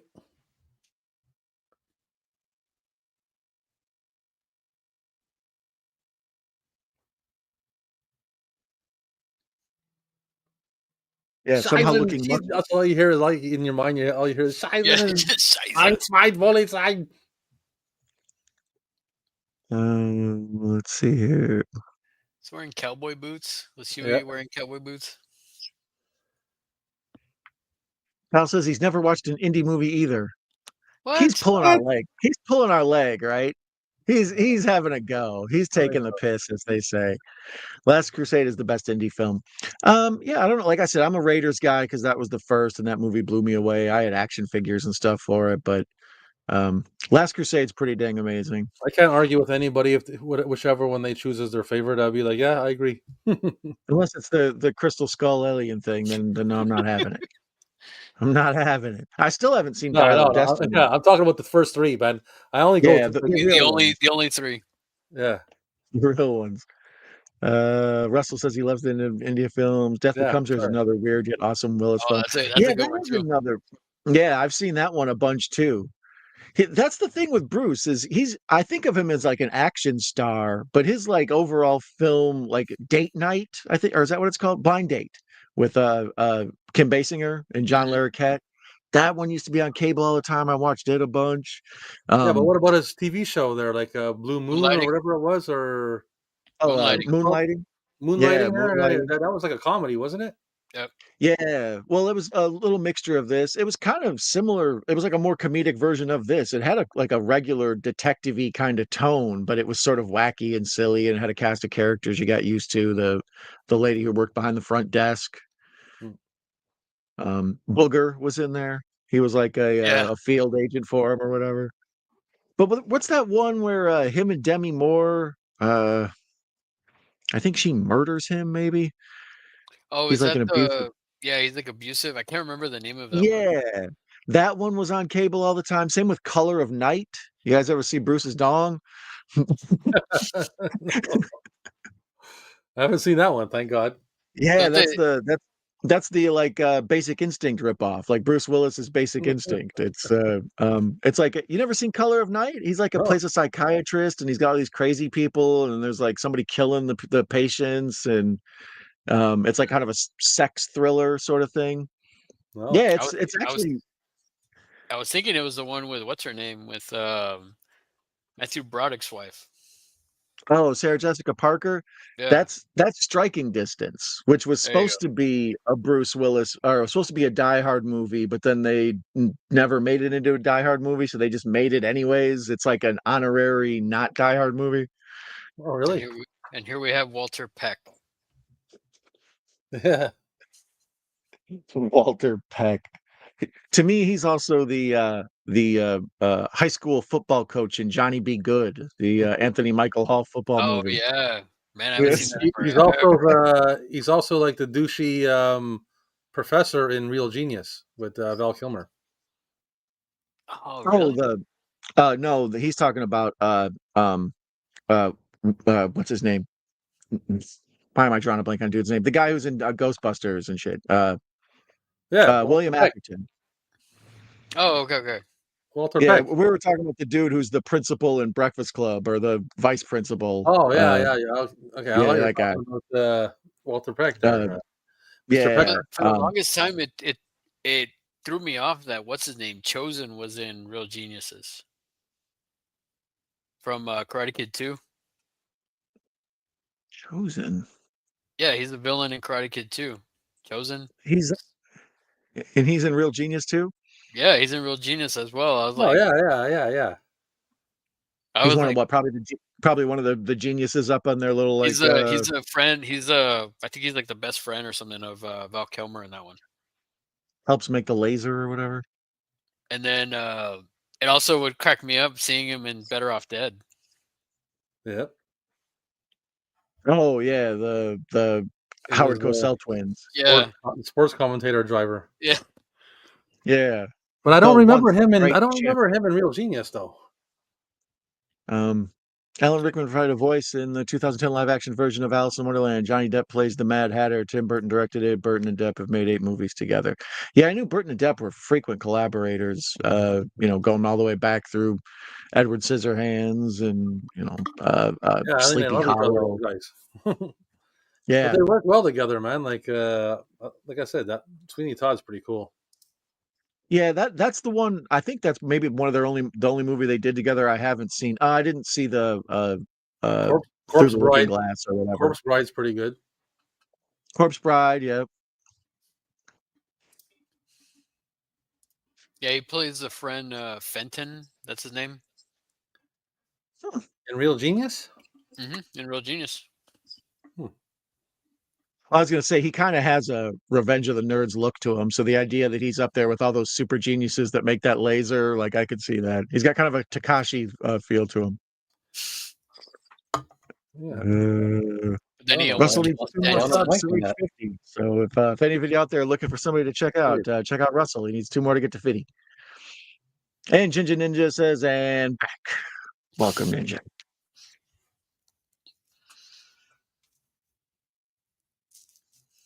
I've totally lost count on my tallies I was keeping of Christmas references. I'm somewhere stuck on 8 still, but I've seen like another 10 over my shoulder as we've been talking.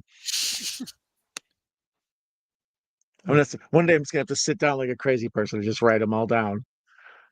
At 15:08, there's some wrapping paper sitting there. You can clearly see a reindeer decoration in the back. Yeah. But he's more of like a side character. He doesn't really. Doesn't have much of a role in it. But yeah. To me, he'll always be the villain in Karate Kid or the brother from Better Off Dead. The once great champion. Great champion we have here today. I love that. I love that movie, man. It's good. They do that such a good job where they don't explain it, and you just see these 2 weird dudes with the microphone talking like that, and then later on when he's introduced, getting to know the French girl or whatever, he explains, you tell me what's worse. You come to America, you either don't know any English or you only know how to talk like Howard Cosell. Like, he explains their whole backstory real quick. That's just a really well-made movie. Well, it's one of my favorite movies and one of my favorite 80s movies, and it's like a typical 80s movie. There's like so many things going on in that movie. Yeah. Like an 80s movie, they get a story and they're like, okay, let's jam pack this movie with as much as we can, like as many things going on. Like the mother's learning to cook and the food's walking on its own. There's a paper boy. There's a paper boy busting the windows looking for his $2. There's a car rotting in the driveway. There's a chick across the road. There's all kinds of stuff. Boogers snorting the snow on top of the mountain. There's all kinds of shit going on. Those guys racing him everywhere he goes. Every job he goes and does, like hamburgers coming alive and shit. There's so much. Yeah, there's just so much going on in that film. So much going on in that movie, man. The little brother becoming a ladies' man, Badger. Yeah, little brother ordering everything. That reminds me of my brother. I remember my brother when we were young. This is a real story. When we were young, my brother was like, I can't remember how old he was, but we were kids. And I remember him getting mail and my parents being like, this is for you, and giving it to my younger brother and being like, how the hell are you getting mail? And I think he ordered something from somewhere on his own and no one knew. How to build a rocket ship out of home parts. I don't know what it was. I don't know what it was that he ordered, but it was the fact that he ordered it on his own and like nobody knew how he got mail. He was a kid. They're like, where'd you get this from? So when I remember that movie always reminded me of that. What's a little boy like you reading smut like this? And that the running gag where everybody keeps asking him if it's okay if they take Beth out. Yeah. Hey, I know that girl Beth you were hanging out with. I see you're not hanging out with her anymore. I was wondering. Even the teacher. I was like, and that's a guy from Ghost. Yeah, the dude that teaches Patrick Swayze, and then I think he's also in Fast Times at Ridgemont High. He's in also he's in Death to Smoochie as well. No, I never thought we would make the direct to Smoochie. We'd ever get there, but we finally did after all these shows. Death to Smoochie is another one that most people hate, and I actually enjoy. Man, It's like I've seen it a bunch. Such a dark, weird ass movie. These Harry Potter actors have been in Johnny Depp and Burton movies: Alan Rickman, Hellbound Carter, Michael Gambon, Richard Griffiths, and Timothy Spall. So Bronson, knowing the Harry Potter lore, Jen just says if you see tinsel, it's a reference, right? That's what I'm saying. If you're constantly bombarded with anything, even if someone just has a reddish shirt on, is Nightmare on Elm Street a Christmas movie? Freddy's got a sweater on. Red and green. Red and green. Yeah, well, he's dressed for the occasion. I like that. He could be a friggin' bartender for all we know. $2. He says he's seen a few fake IDs in his time. Yeah, $2. There's so many subtle little jokes in the Better Off Dead. Like he gets the book, he gets the how to pick up sleazy women, and then a little bit later he goes into his bedroom and he's in there with a bunch of women. Yeah, he's got like the Hugh Hefner robe on. He's just obviously the book worked. You know what I mean? Like he made it work for him. He's got chicks all in there. Badger's the man. French fries. French dressing. Like none of the French things go together though. And when those dudes are working on the telephone pole or whatever, and Lane's in the back of the truck, and as he drives by, like, man, that's a shame somebody throw a perfectly good white boy like that. Yeah, you see the guy like, this is pure snow. You know what the street value is of this entire mountain? He's like, oh, come on, can you be serious? He's like, oh man, it's Christmas Eve. I want to go home and shit. My brother makes this really good eggnog with lighter fluid in it. You get me. Or when he snorts up the Jello in the cafeteria. He's like, there you go. They even have the theme song. The girl singing at the dance. The Better Off Dead. Yeah, and that's Dottie from Pee-wee's Big Adventure. Yeah. I'd be better off dead. Yeah, it's like Lamonia has a great idea. She just thinks we should watch Better Off Dead right after this. Yeah, for sure. I'm almost in agreement with her. I have like that's one of the movies I have like episode on my channel of shows that I did in the past. Like I think I did 80 Sunday in subs with one of those with Better Off Dead or something. Yeah, when I was looking to rewatch the Christmas special, I went through and looked at your channel again, and I was remembering all the content of yours that you made. They had that awesome thing where you broke down how on Friday nights there would always be like TBS movies and stuff and me and Larry always reference those. It's like, yeah, The Outsiders, and it's like there's just certain movies. It's like they're just always on. Yeah. Roadhouse. Yeah. It's like at a certain point. Stone Cold, you always be pushing the Stone Cold. Ginger says he agrees 100% with us watching Better Off Dead. So we may have to do that again. Maybe that'll be our New Year's resolution. I'm down with that. Send in the car. The car. This guy coming up like, this is Johnson. No, the other one. Yeah. Just like in Vietnam, eh, Slick? I was 11 years old, you asshole, or whatever he says. Excuse me, sir. Excuse me, sir. The range. Yeah, he's he's an awesome character to have in this because Bruce just has to be doing Bruce stuff. He's just running around and shooting machine guns and, constantly getting beat up. So we need someone to sort of be like the heart of the movie, when you see his frustration of just being trapped down there and not being able to do anything. He kills this role for sure. He's awesome. I'm just how many diehards this inspired? Die Hard in a Boat. That's what I was going to ask earlier. We got off on a different tangent. What's your favorite Die Hard ripoff? There's so many. Oh man. Whether it's like a really close ripoff, like Skyscraper, or Actually, With um, Anna Nicole Smith. That's the best one. I was just thinking, didn't Dwayne Johnson have a one called like Skyscraper or Yeah, I something saw too? that. I saw that in the theater. But there's also one. But there's the Anna Nicole Smith one. That's the I'm one. pretty Yeah, sure I there's a think movie of. with Nicole Smith called Skyscraper. And it's To the the same limit. thing. It's people in an office building, and the terrorists come or Yeah, something like whatever. that. She's a helicopter pilot. Yeah, of No, I course. don't think. No, she's. I don't think she's. I don't know. I can't remember. I don't know if I've watched it. I think I might have watched it once because there's some. Anyways, you know the reasons.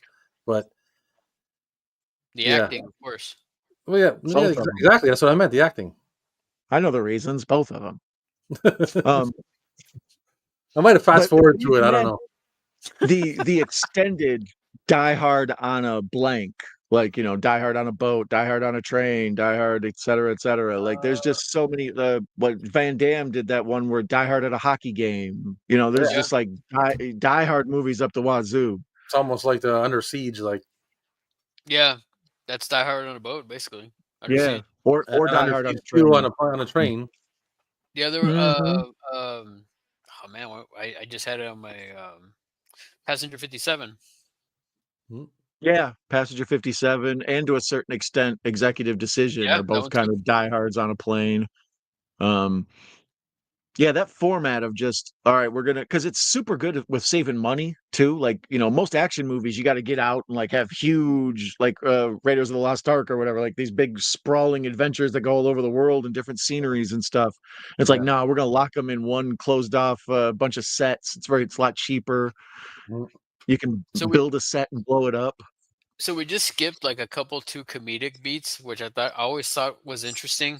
Like the part where they're like going through the bushes and the one SWAT guy gets like a thorn. I thought that was kind of weird, but It's like, that's ow. yeah, like, oh, like, and Yeah, then you moments see of realism. Like, God damn, you're an agent or whatever. You're a SWAT guy, and you're like, fucking thorn. Yeah, or like the other part, Al, he gets the candy when they're getting ready. He's like, oh, and he starts eating like the candy bars. Like it's just interesting to throw those little bits in there. It's like, yeah, it's but weird. I guess Now it's you mention realism. it. I would probably do the same thing. I was like, oh, candy bars, all right. Yeah, I got a gun. Like my life is threatened, and I'm threatening other people's lives. But let me get some of that chocolate. Yeah, see, there's Vigo again, keeping the Yeah, I love lookout. that old part. Not a creature was stirring except for 4 assholes in 2x2 formation. Let's see here.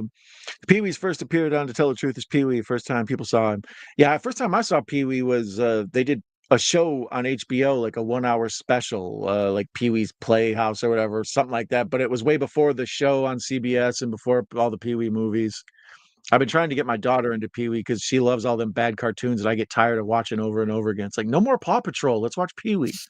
Yeah. I think they're shooting at the lights. Another good one is Men at Work, Charlie and Emilio, freaking classic. Yeah, there's another Friday night movie over and over again on cable. It's like you watch it once and you kind of like it, and then it's on again, so you watch it again, and then next thing you know, you're just one of those you can just put on and wander away from. Like, it's my background noise. Die Hard had a colonoscopy. You crack me up. No ifs, ands, or buts about it. Sorry. The car. I'm better off dead, just taking the mickey. I love Men at Work. Yeah, me too. It's a classic. But that's very typical of an Australian to be pushing Men at Work on us. Oh, but they do the same. And I just thought about it right now. Like they do the same joke in that one from Better Off Dead. Oh, the perfectly good white boy thing, or yeah. What's his name? Childs. He's a Mhm. throw away a perfectly good white boy. Mhm. Stole that joke, you bastards. I'm gonna grab a beer. I'll be right back. All right. See, there's Bingo again. That was Bingo again. The ponytail really throws it off. It makes it hard to recognize him. It's Vigo. It's Vigo. There used to be a well, no, it might not have been him. I was trying to think of that dude in that movie's in some other stuff. I think he was in Oh God, I can't remember the other thing that he's big from. The guy who does that. It's Vigo. Janusz. Janos. Yeah, I was trying to think of what else I've seen him in. He's in Dracula Dead and Loving It. He plays Renfield. Oh, okay. And he also Yeah. plays he's also in like one of the CSIs, I think, or one of those Vigo! shows. There he is. I have a Christmas short on my channel. I did a short with there's a Christmas greetings from Rob's Vintage Video if you're interested, and it's I don't know if you guys seen it, but it has a minute. the Janusz Poa. Yeah, it's got Janusz in it. Go check it out. I'm not gonna give it away. You want to see it? Go check it out. Stakeout 1 and 2 with Emilio and Richard Dreyfuss was funny. Emilio went through a weird heyday there right after the success of Young Guns, where he had a lot of content. Did you know he directs a lot of TV now? That's what Emilio's main gig is. He's like a TV director. Oh, really? Yeah, I heard something about that. I think he did I can't remember which show. I was like, wow, he did episodes of that. Yeah, it's very people don't talk about it much, but that's like his main gig he does. And then now they're gonna do Young Guns 3 somehow.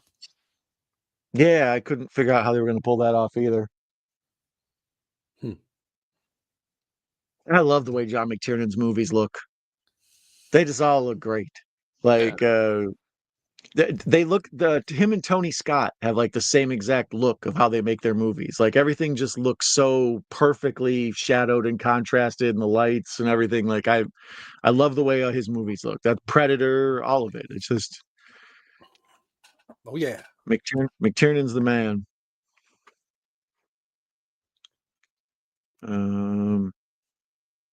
Hunt for Red October, he did. Last Action Hero. Basic has that same look. Thomas Crown Affair, 13th Warrior. Yeah, McTiernan, the way his movies look, they just look great. 13th Warrior is pretty cool. Yeah, it's been a while since I've seen that one. Lamonia hit the best Janusz quote. Why am I all dripping with goo? I love you. I love you too. I love you too. I like my favorite part of Janusz is when the stuff, the little things that when he's telling him I am Vigo, he's like, you told me this. Like yes, he's saying all I know. I know you told me the scourge, the scourge, yes, the scourge. I heard this before, the scourge, yes. or the other part when he's like with all the people, he's like, everything you're doing is bad. I just want you to know this. I just want you to know this. I just want you to know everything you're doing is bad. I like that she cleared it up and said she's quoting Janusz, because otherwise, just Friday nights. Am I right? Yeah. Young Guns 3, Old Guns. Damn straight. Yeah, I'm wondering how they're going to pull that off. It's got to be some sort of prequel or something, right? A midquel? I don't know, man. You just use that de-aging stuff on their faces? I don't know. That's going to be weird then. Because I mean, so what they're saying supposedly, from what I've heard, and I think this was from Lou Diamond Phillips, I think that he's supposedly gonna come back as Chavez, and because technically you don't see him die in part 2. You don't technically see Chavez die in part 2. That was like the thing. He didn't want to give anything away. I think it was on Michael Rosenbaum's show. He was talking about it or something like that. I saw him talking about it somewhere. And he said, like, technically you don't see him die, so that's how he's able to come back or whatever. Okay. But wasn't that kind of the premise of the second one, that Billy the Kid didn't die, like he actually had escaped it all or whatever, and that was what he was telling the biographer? His memoirs. Yeah. And it's funny, the guy that he's telling his memoirs to, like, that guy went on and did a bunch of stuff. Like he's in the Godzilla films, and he's in what's that one show? He was in West Wing, that TV show, and he was also in Handmaid's Tale. I don't know if you know which guy I'm talking about. What was that? Can't remember his.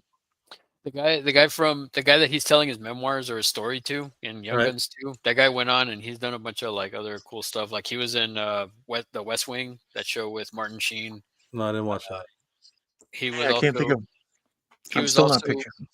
he's also the guy like you remember that Godzilla King of the Monsters? Mm-hmm. Mm-hmm. He's in the trailer where they're like they do that cut and he's like Zilla. He's like one of the scientist guys for Monarch or whatever. Mm. I mean, if you saw him, you'd be like, "Oh, it's that guy." I have to go Yeah, check that's it. what I'm doing. I'm trying to look and find a picture of it, see if I can find him.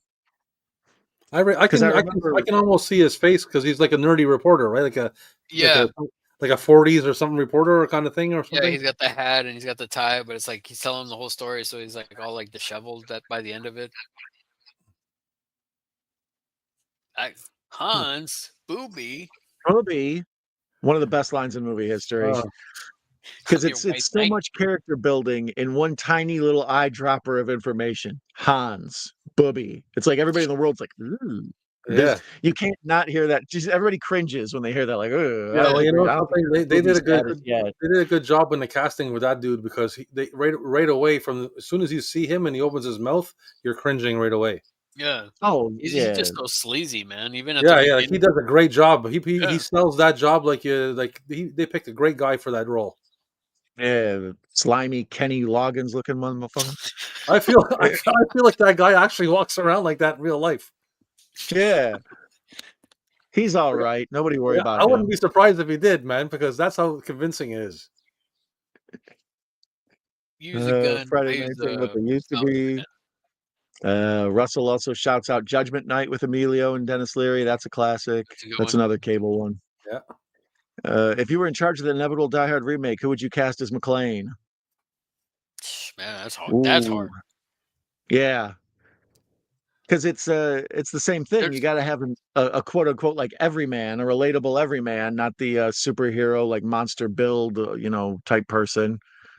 And I don't know. I mean, the answer to everything is always Timothy Chalamet. Just throw that name out there. Whoever it is in what movie, it's always Chalamet. No, I don't even know. I mean, Tatum's too pretty and built. I don't even like. I'm not even like the Gauze has been too much. He's sort of almost too exposed. He's been. I feel like he would overshadow the role. It would just be like Ryan Gosling as John McClane, not John McClane would take a back seat because this was.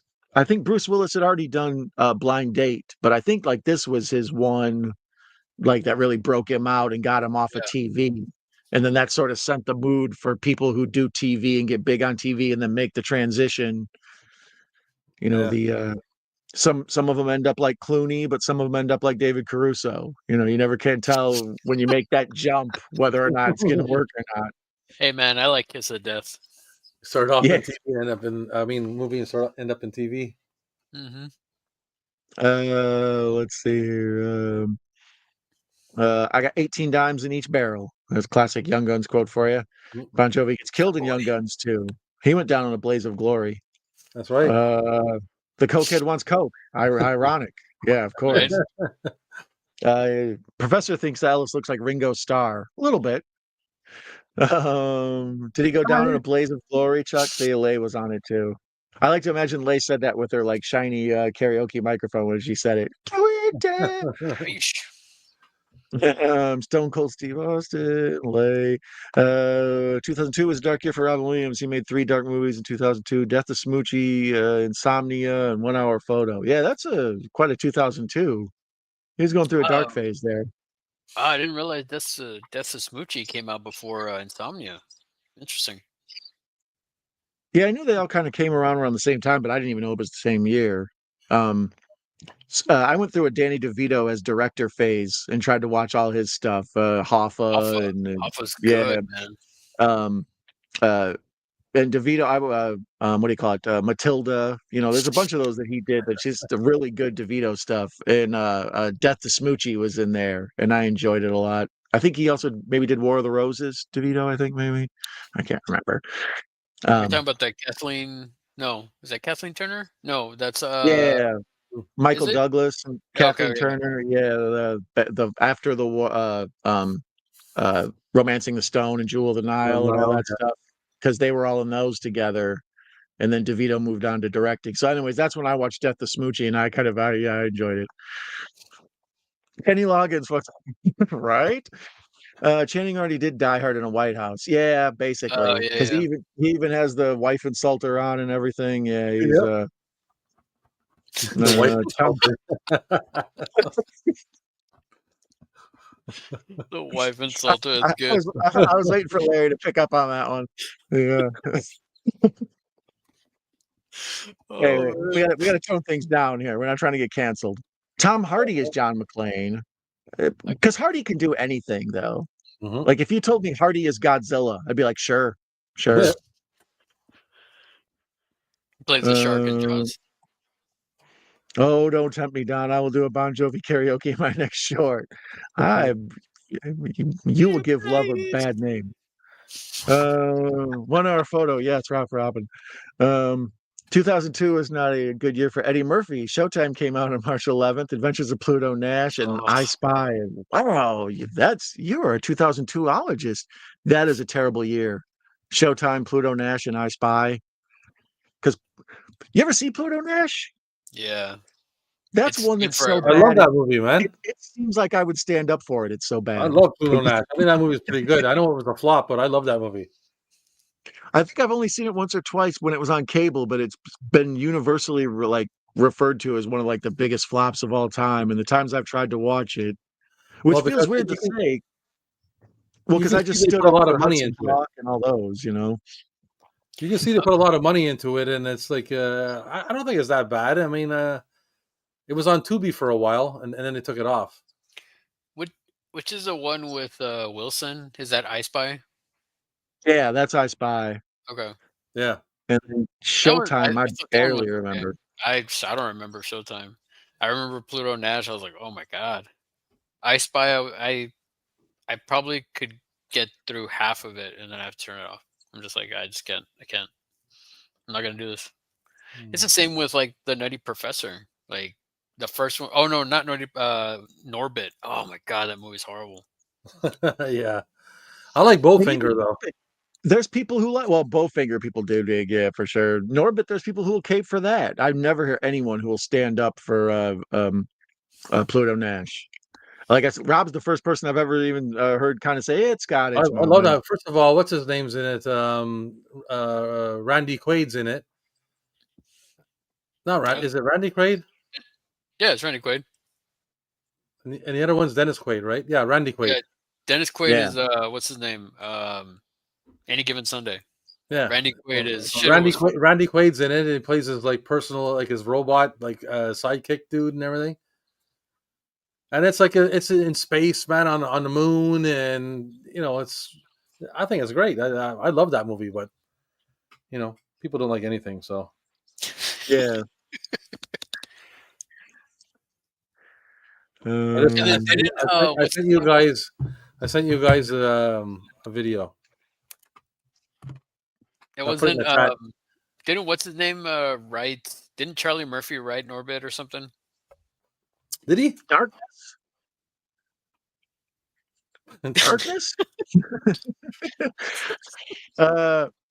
Bronson says he thinks Norbit is pretty bad. Eddie Murphy is Norbit, and Rasputia is it's like Adam Sandler is Jack and Jill. Would you guys agree with that?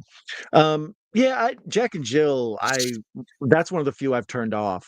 Because most movies, I have a completionist thing. I like to see them all the way through to the end, even if I'm not enjoying them. And Jack and Jill was one I turned off. I was like, this is hurting me. I thought, wasn't that other one bad too? That's My Boy or something. I hear that one's horrible. I've never. Sandler. Yeah, it's so weird. When Billy Madison and then Happy Gilmore came out, I was all on board with the Adam Sandler movie train.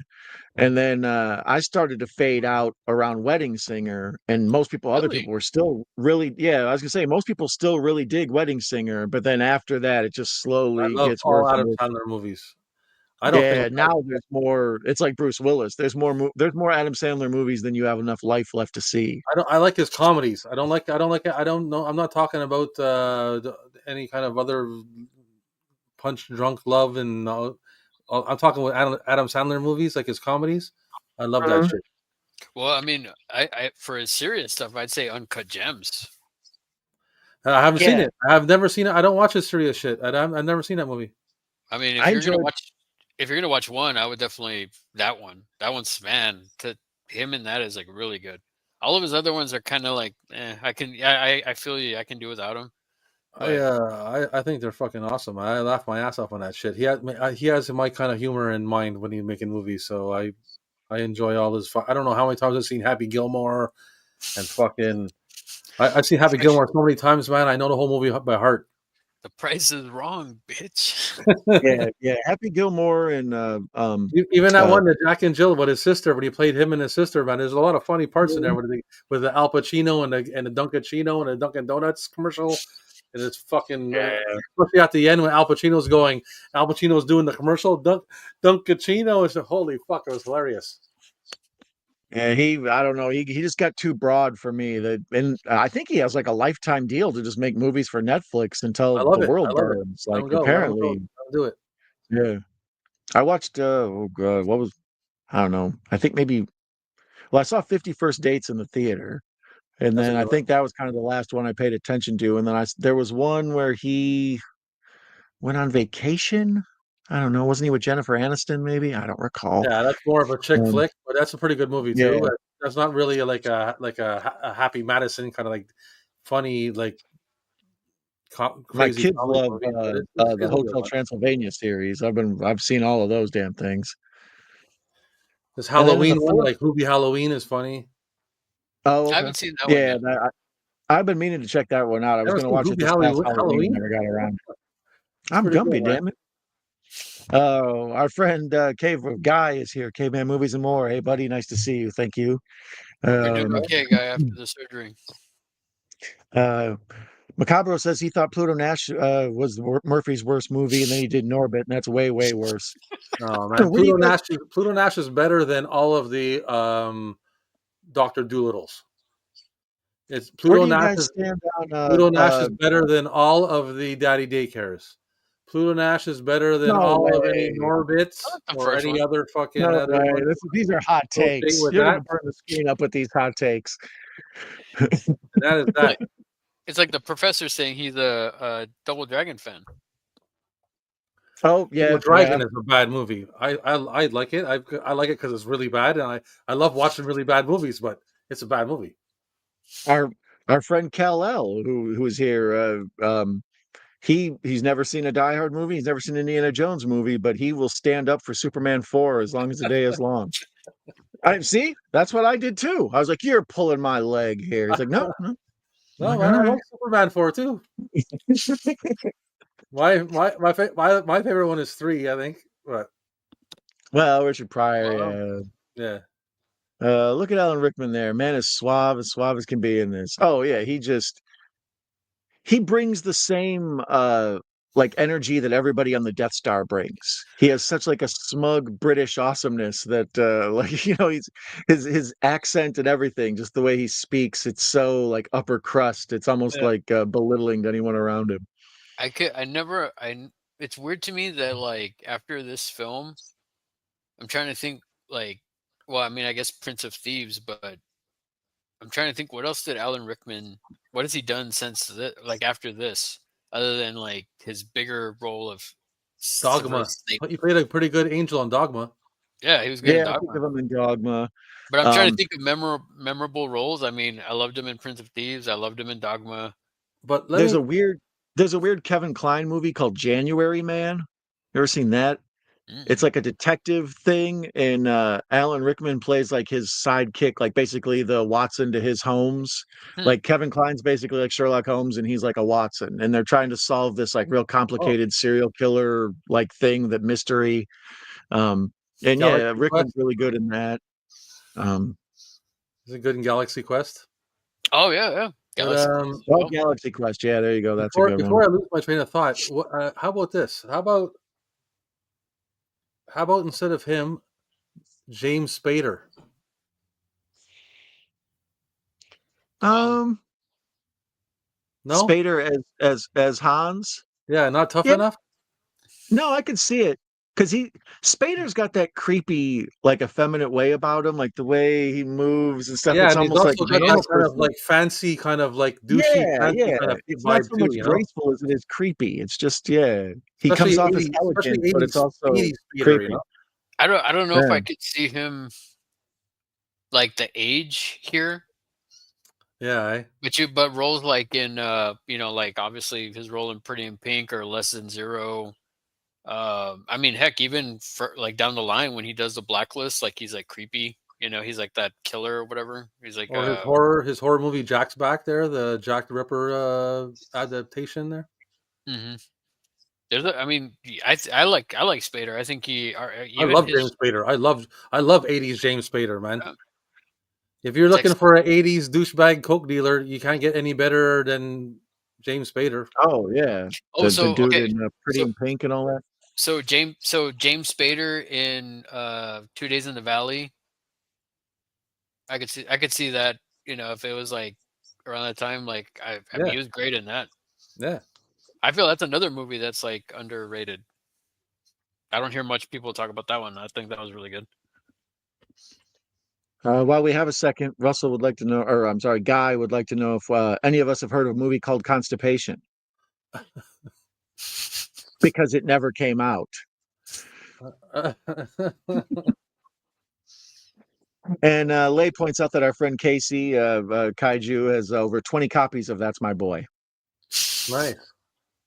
Nice. Adam Sandler plays a character named Skeeter Bronson in Bedtime Stories. My dad named me after Charles Bronson. Robert De Niro and Charles Bronson are two of my dad's favorite actors. Bronson, nice. There's a good trivia. The Wedding Singer, hands down, she's down with. Yeah, see, that's where I started tapping out.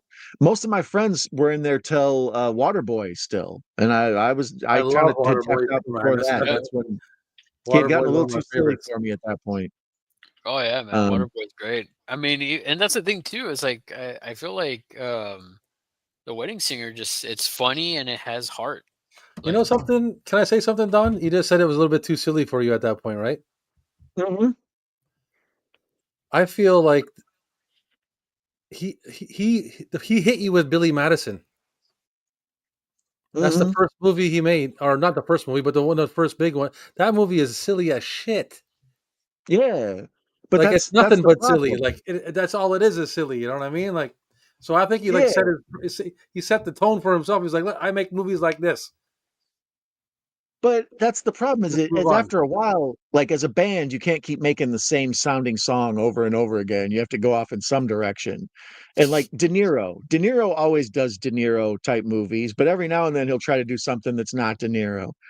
But his comedy's so broad that type of silliness just over and over again after a while, like I feel like I've seen it before. And like, comedy in particular is something that's supposed to be surprising. I don't know. Robert De Niro's comedy, like doing a number 3.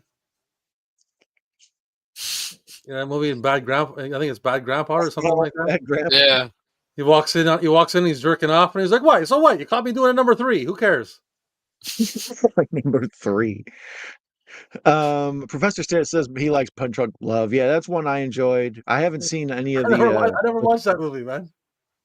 It's an acquired taste. It's got like a Joe versus Volcano type vibe to it. It's a bit of a bummer, but it's also a dark, funny bummer. I gotta be referred. I have to be referred to a movie, especially if it has love in the title. Someone's got to refer me to that movie. So you need someone else to co-sign on it for you. Yeah, someone's got to tell me, hey, Rob, you got to watch this movie. Then I'll watch it. But if I'm looking at a movie that's got love in the title, I'm like, nah. Yeah, that's a key word that can turn you off. I feel you. Russell points out Beverly Hills Cop and Golden Child are some Eddie Murphy classics. Billy Madison over Happy Gilmore, but only just. Oh, really? I don't know. That's a tough one.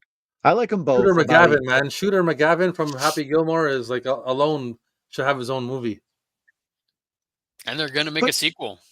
But even some of the really dumb, like pointless throwaway lines in Billy Madison. Why are you looking at me, Swan? It's too hot out here for a penguin. Conditioner is better.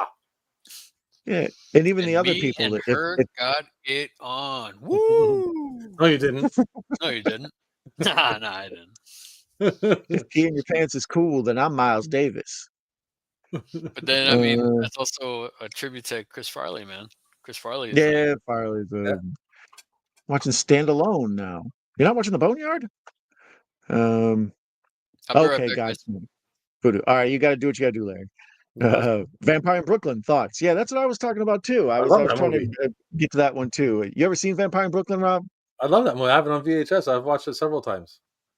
I've got it on DVD. I've probably only seen it 2 or 3 times because I like how they try to do the Dracula format and all that, but it's a weird one. Because it came out around the same time as Death by Temptation with the dude who was on Dwayne Wayne from a Different World, the spin-off from the Cosby Show. Yeah, they Right. I don't know, they started making black vampire movies in the late 80s, early 90s for some reason. They sort of stepped on each other's toes. Well, that's a good one. I like the Eddie Murphy one. I mean, I'm an Eddie Murphy fan, man. I love Eddie Murphy. I grew It's up with directed him. by Wes Craven. I mean, Yeah, you know, exactly. I snuck in to see I think it was Raw, Eddie Murphy Raw in the theater, and I was like 13, 12 or 13. I love Eddie Murphy. Yeah, I remember watching Delirious on VHS. That was like one of the first times. I think I had maybe seen Richard Pryor live on the Sunset Strip, but then when I saw Delirious, that was what made me kind of love stand-up comedy for the rest of my life. Like that's just amazing. Yeah. And then when Raw came out, it was like, oh, he's making a sequel to Delirious. Yes. Yeah. Jason caping for Double Dragon. Look at that. Just like Professor, I think he's a Double Dragon fan too. Hey, now don't besmirch my good name. I didn't say Double Dragon was good. I said it gets a pass because Alyssa Milano was in it. All right, fair enough. What a cast: Robert Patrick, Alyssa Milano, Scott Wolfmark, Dacascos. Dacascos is he's a sneaky a dude who's in a lot of cool stuff. Like he's kind of just the Iron Chef guy now, but like, did you ever see the Brotherhood of the Wolf or? Yeah, I think so. Yeah, Le Pac de Loup or whatever it's called. The like kind of the sort of kung fu werewolf movie. Oh, even though it's not even werewolf, but whatever. Alyssa Milano, that'll be Professor. Keeping it on brand. Sandler and Farley were funny together. Rip Chris, yeah, I agree with that. He was Metatron and Dogma. Oh, you guys are talking about Rickman. And I saw Lay point out Love Actually. Duh, for other Rickman, I'm assuming. Goldblum is Hans Gruber. I could see that. Yeah. I could see that. Yeah. And also by fantastic, I do mean fantastically bad. So that's actually a good choice, actually. Yeah, I can see that for sure. Yeah, Goldblum. Yeah, Jason with a good idea. Goldblum is Hans Gruber. Thoughts on Goldblum as Hans Gruber, Larry? I can see that. Yeah, that's kind of how I was too. It's unanimous. We can see that. We can see that. Whether it doesn't sit wrong with us. Yeah. As long as they throw in the line, "Rich cunts, I hate rich cunts." They gotta throw that in there, man. And Russell, shout out to Alyssa Milano and Embrace of the Vampire, of course. Yes. Jack's Back, totally underrated. I'm trying to remember. There was a movie. I think it was called like The New Kids or something. Is that what it's called? On the block? Yeah, The New Kids or New Kids. The New Kids. Yeah, it's 1985 with Spader. Like some kids move to a country town and the rednecks there terrorize them, and there's like a whole thing where they're like sicking pit bulls on them, and once they get the taste of blood, it's a wild one. Spader's scary as hell in that one too. Holy shit! I didn't know. I've never heard of that one. Yeah, I've never heard of that one. That was one I stumbled onto between cable and VHS, and it's a creepy, scary one. Yeah, it's worth checking out. The New Kids. Yeah. Wedding Singer combines my love for 80s singing karaoke and romantic comedies. Mine as well. Yeah, I think at the time that's when nostalgia parties started becoming a thing, where people were like, "Hey, come to my '80s party," or "Here, come to my '90s party," or whatever. And what's his name is in that? He's Arquette, one of the Arquette dudes who plays what's his name? Boy George in that movie, right? In Wedding Oh Singer. yeah. Yeah. That guy who plays Boy George is I can't remember his name. Amazing Arquette. I think it's Arquette, Aaron Arquette or something. Anyways, he's in another movie called Miracle Beach. Oh, yeah. I think it's on Tubi. Yeah. He plays like a little jock. He plays like a jock dude, like a jock kind of guy chasing chicks. And then you fast forward to Wedding Singer, and he's playing like yeah. Boy George. I love that role, man. His role of Boy George. I play that movie. For me, it's almost like a musical because I love singing with that movie too. So, Well, it's funny. It's funny with that one because it's like I also like the part when Steve Buscemi's like, "Oh, who's that?" ooh, I like her. Yeah, there you go. He said something like that. I was just like, "Oh man, that's great." Or the part where Agent Johnson over my shoulder. or the other part where he's like, he does this thing where she plays with my nipples a little bit, like the brother-in-law when he's talking I don't to want to be. Adam I Sandler. don't want to be like. My wife and I have watched that movie so many times, man. Like I can recite every line in that movie. Her name's gonna be Julia Gulia.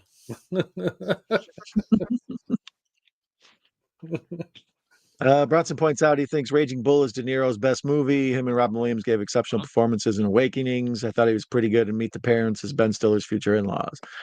Yeah, I mean, De Niro, he's a weird character. On one hand, he gets caught playing Robert De Niro in a lot of his movies, but when he decides to break out and do something different, he can be a versatile actor, but he kind of falls into Jack Nicholson gets into that too. Like he's often just Jack in what he does, but Jack's always fun to watch.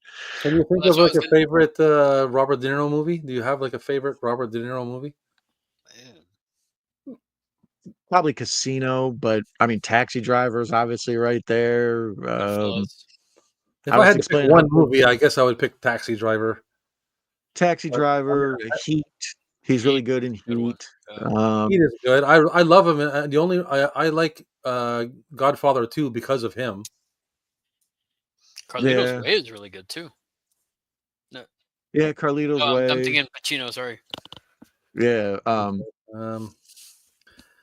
Did you like him in the Frankenstein movie? Didn't he play a Frankenstein? Yeah, it was Kenneth Branagh's Frankenstein or whatever. Yeah, I don't know if I remember. I saw it once, and that was one I was thinking I needed to go back and watch. It's kind of like just like fade out of your mind, eh? Yeah. But I liked him. I definitely liked him in Awakenings a lot. Like that was something that I was like, wow, man. Like I'll tell you my favorite Robert De Niro role is, and he's a side character. It's not his movie, but he plays the devil in Angel Heart. That's good. Yeah, Louis Cypher. Yeah. He's really good in that.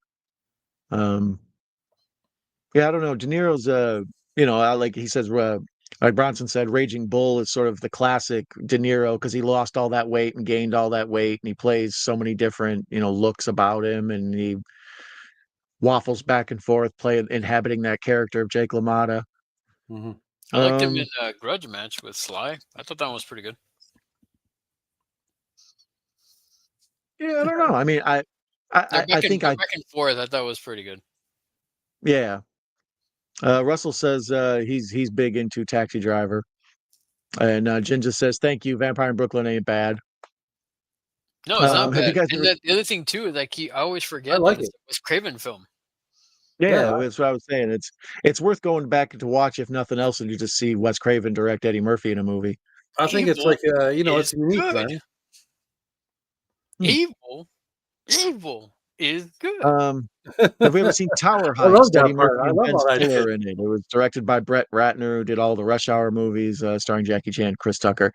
Yeah, I did see Tower Heist. I think that's a Thanksgiving type movie. It takes place at like the Thanksgiving Day parade or something like that. I haven't seen that one yet. It's adequate. It's the type of apartment comedy sort of thing. I was going to say that Vampire in Brooklyn is almost like like a horror version of Coming to America a little bit. Yeah, A bunch of different characters they're playing. Arsenio Yeah. Hall I think is in there too. Like just a I like story, that. another story in New York. You know what I mean? Yeah, and yeah, you're right. It's funny because like the one part that me and my buddies always quote is the part where like where he's playing like that guy with the long hair, and um they're trying to like, I guess arrest him or something. He's like, "Hey, didn't I see you at that titty bar jugs down the other street the other time?" He's like, "Oh, you did, you beast fuck there." And the girl's like, "Ugh." I But like again, that. it's like every time I watch that, and it's like it says like Wes Craven, directed by Wes Craven. I'm like, man, that's like that's just, I always forget because it's just, I don't know. I feel like it's more Eddie Murphy, thing. Yeah, well, there's definitely a lot of Eddie Murphy shit involved. Like it's like Yeah. 'cause like I said, all the different characters and all that stuff. That's his MO, right? In a lot of his movies and shit. So they obviously had some kind of like agreement, but Now, the one thing that took me forever to realize was that in Coming to America, they have like Rudolph and Mortimer in it, or Randolph and Mortimer. yeah, well, he gives the That money little at the end. Yeah, that little throwback to Trading Places. Like it took Yeah. me forever to like, because I saw Coming to America first, and then like years later, like I saw Trading Places and I loved it, and then I went back and I saw Coming to America. I was like, oh man, it's those guys. Yeah, it's yeah, like Trading Places is Eddie good. Murphy's like little universe. He's tying everything together kind of a little bit, Hmm. Here, this is one of the first times we see this, but we see it in a million movies after. Is the two guys fighting at the very end, but then they're in the steamy room for some reason. Like in a building, you shouldn't have this much loose steam just blowing out everywhere. It's all Yeah, over the place. And that's he's like, probably against and the bad code. guy's like totally dressed in black. Uh-huh. But like we see this in so many other movies. I mean, Commando, and even like in like movies like Terminator 2 and stuff, or even Terminator 1, where they end in Yeah. these foundries with steam, and end of Alien 3 is kind of this same deal with just the lava and the smoke and the steam. There's something about like the fog machine that just makes it look extra moody and I don't know, Here comes cool. Robert Davi. I like it's funny because like the other Johnson, the younger one, it's interesting like the other movies he's come Slick. out in. Slick, yeah. Yeah. I mean, he's in Demolition Man, he's in Free Jack, and he's basically almost playing the same character. Mm. I still never totally understood how he pieces that all together. Like where he's watching the news and she's like, "Mommy, come home for Christmas" or whatever, and then Hans has the realization that Well, it's that because she's like, her face when she looks at the TV, she's just like, and then she so like, he goes by her reaction. yeah. Because I've seen this so many times and I never really get like because he walks over and picks up the picture and immediately looks at it like aha. And it's like, well, how the hell did you come to that conclusion? Well, because there's a scene earlier. Oh It's sort yeah, of go on, Larry. there's a scene where like she's looking at the picture, and then like he kind of like he sees it like, why was she looking at that? And then he doesn't pay attention because something else, or he forgets about it because he does something else. Yeah, And then later on, that scene. He's like he turns around, he looks, and he picks up a picture, if I'm not mistaken, or something. And then like somebody comes in, and she has the picture down with her and him, and yeah, then he turns away from it. yeah. But they reference it. There's something that somebody says to him is what references to it. Well, because at that point, when he flips down the picture earlier in the movie, he hadn't met Bruce yet, so he doesn't even recognize him. You know what I mean? Like if he sees So her in a family she picture puts or the picture whatever, down. like She puts how's it that? down. She puts the picture down. Yeah, that's like, but so he never even saw that picture then, right? No. So he No. just knew to walk over and lift up that picture? Well, no, that's why she like. There's another part where she's like looking at the picture down, and then Yeah. he notices her like looking at it. But then Exactly. some As he's grilling her, like after that first scene, this first part, he's grilling her later, and she kind of looks to the picture that's down, and he sees her.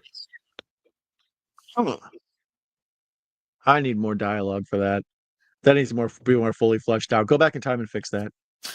Well, no, it's the scene where she says Mrs. and she's like Gennaro, Miss Gennaro. Like it's that same scene. Like she says that she's Gennaro, not McLean. You know. But I never noticed why. Yeah, I just never noticed like the whole thing with him realizing she's looking at the picture turned down or whatever.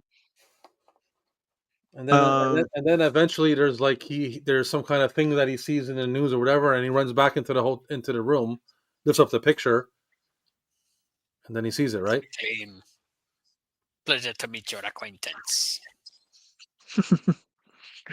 Russell says there are 17 types of penguin, only 5 live in cold weather. So nice. You guys do with that info what you must. Check out Mark Dacascos in Drive with Brittany Murphy. I've never seen that one, I don't think. Drive is great. Alexis Arquette. Thank you, Chuck. It's Alexis Arquette now, but it was Alex. Yeah, or was that what it was? Yeah, it was something like that. He transitioned from a dude to a chick, and he was Alex before. Now he's Lexus. Is that what it was? Okay, I couldn't remember what his first name was or whatever. His original one.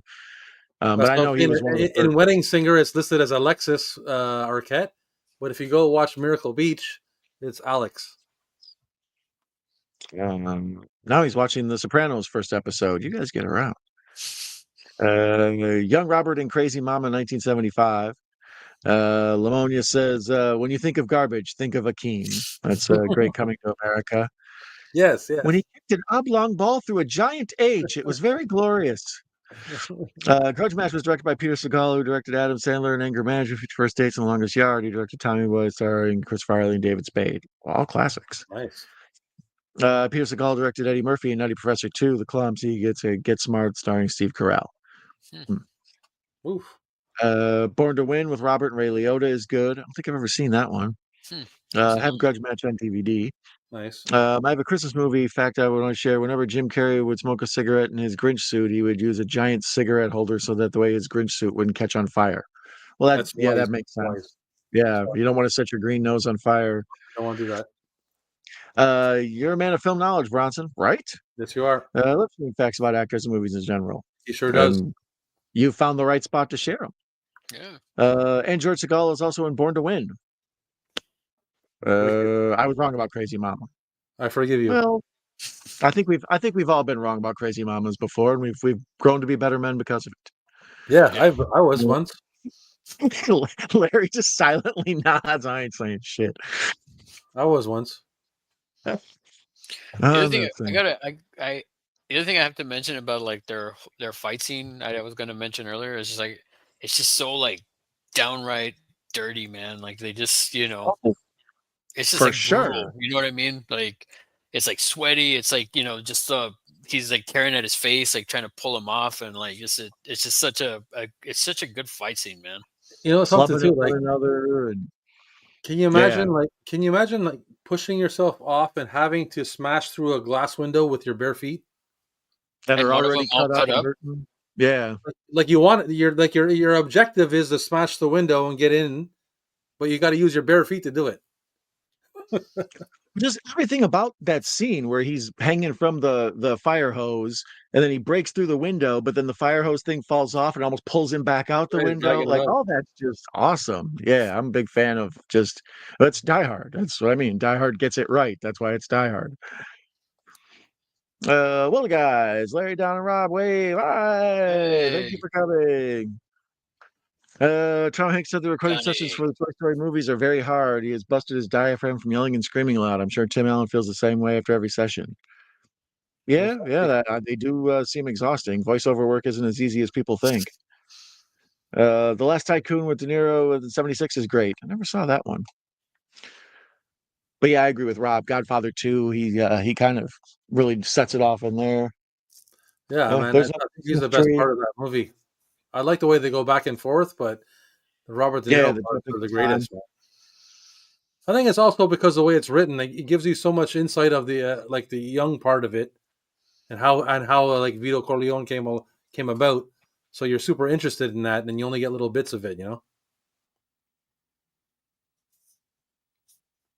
And then also the way he gets beat up throughout this movie. He starts off, he gets off the plane, he's all clean and pretty, and he takes a shower and does his fist with his toes and all that. And then by the end of the movie, he's just like covered in blood, no shoes, feet, can't walk. He's got like kind of a limp because of the jacked up feet. Yeah, well, he comes in, he relaxes, he takes a shower or whatever he does, he freshens up, but he never gets to get redressed. Yeah. He gets interrupted in his chilling zone, like. Mm-hmm. Well, even that first like part where he's going through the vent, as soon as he comes out, he's like that. Yeah, completely covered. That wife assaulter shirt is Yeah, all messed up. Yeah. Yeah, he's like Ash in Evil Dead. Like you kind of keep track of just the continuity of the way his shirt gets jacked up. And I noticed that they do a better job of keeping the consistency of the color of his shirt than they do in the movie Speed. Oh yeah, with Keanu Reeves. If you ever watch Speed with Keanu Reeves, his shirt goes from white to dark to white to dark to brand new to old to brand new to dirty. Like I don't know how many times throughout the movie. He stops every now and then and washes it out, rinses it by hand. He's got a bottle of wool light out of the window, so you can't get off the bus. You can't get off the bus, but his shirt was just like super dirty. Then it's clean again. Then it's dirty again. Then it's clean again. The scene in Castaway where Tom Hanks gets hit by a big wave and ends up cutting his leg on a piece of coral was real cut. He had to go to the hospital for that. He almost died from the incident. Well, Tom Hanks. I hope he got danger pay. Castaway was kind of Hanks's Raging Bull, where he lost the weight, gained the weight. They wanted to show his body transformation and all that. But that's always like a good way to get nominated for an Academy Award is do the big drastic, body lost weight thing. Well, he did the same thing for Philadelphia too, didn't he? Yeah. Yeah. Because he got really skinny for the parts when he already had the AIDS and everything. Right. Then there was also what movie was it? I like how he just looks so beat up and so just like ready to just fall over. Like again, it's just like this is the continuity of how he looks all just jacked up from everything he's been in, Yeah, he's at the end of at the wit's end at this point, like.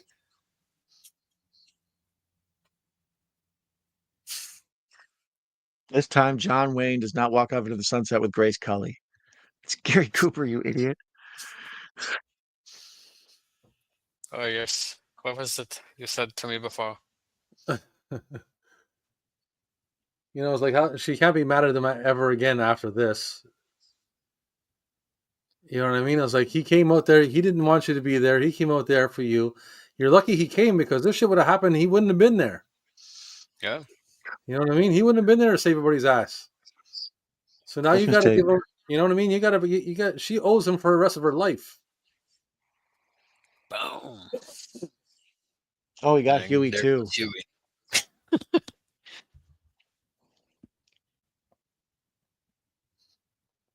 Well, going back to like that's scary right there, man. Look, she's about. You think it's all over. I'll shoot this guy, and then your wife's hanging out the window.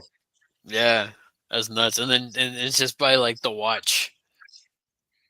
Mm-hmm. The other thing I was going to say was, in speaking of like people getting hurt on set, it's just like what's his name? It's like DiCaprio and Django Unchained. Yeah, you know what? I was just about to bring that up. I was like, he got that coral in his leg and almost died, and to get that kind of little thing, but DiCaprio just smashed the glass with his hand, which is a lot more. And he kept going, and like he just kept with it. I was like, man, that's nuts. But he didn't have to risk almost dying to get that kind of effect. I hope that's not a hostage.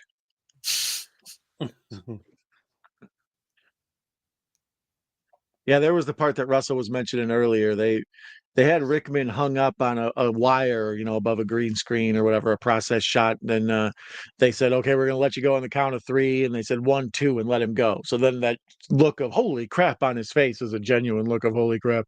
All right. Let's see. Tom Hanks didn't exercise and allowed himself to go pudgy for the first half of Castaway, and he denied eating French fries were the hardest part about it, losing a lot of the weight for the second half. Yeah, that was the concern, was whether was he going to be able to get his body the right way for the other parts. Tom Hanks said drinking a great deal of coffee every morning is what helped him the most during the process. Well, it'll make you go. Yeah. Robert Zemeckis used the same group of filmmakers to film What Lies Beneath with the 2 parts of Castaway. What Lies Beneath's a pretty good one. Tom Hanks in the telly series Bosom Buddies. You guys ever watch Bosom Buddies with Peter Scolari? That's a classic. That's a classic. I think that was. I don't think I've watched that.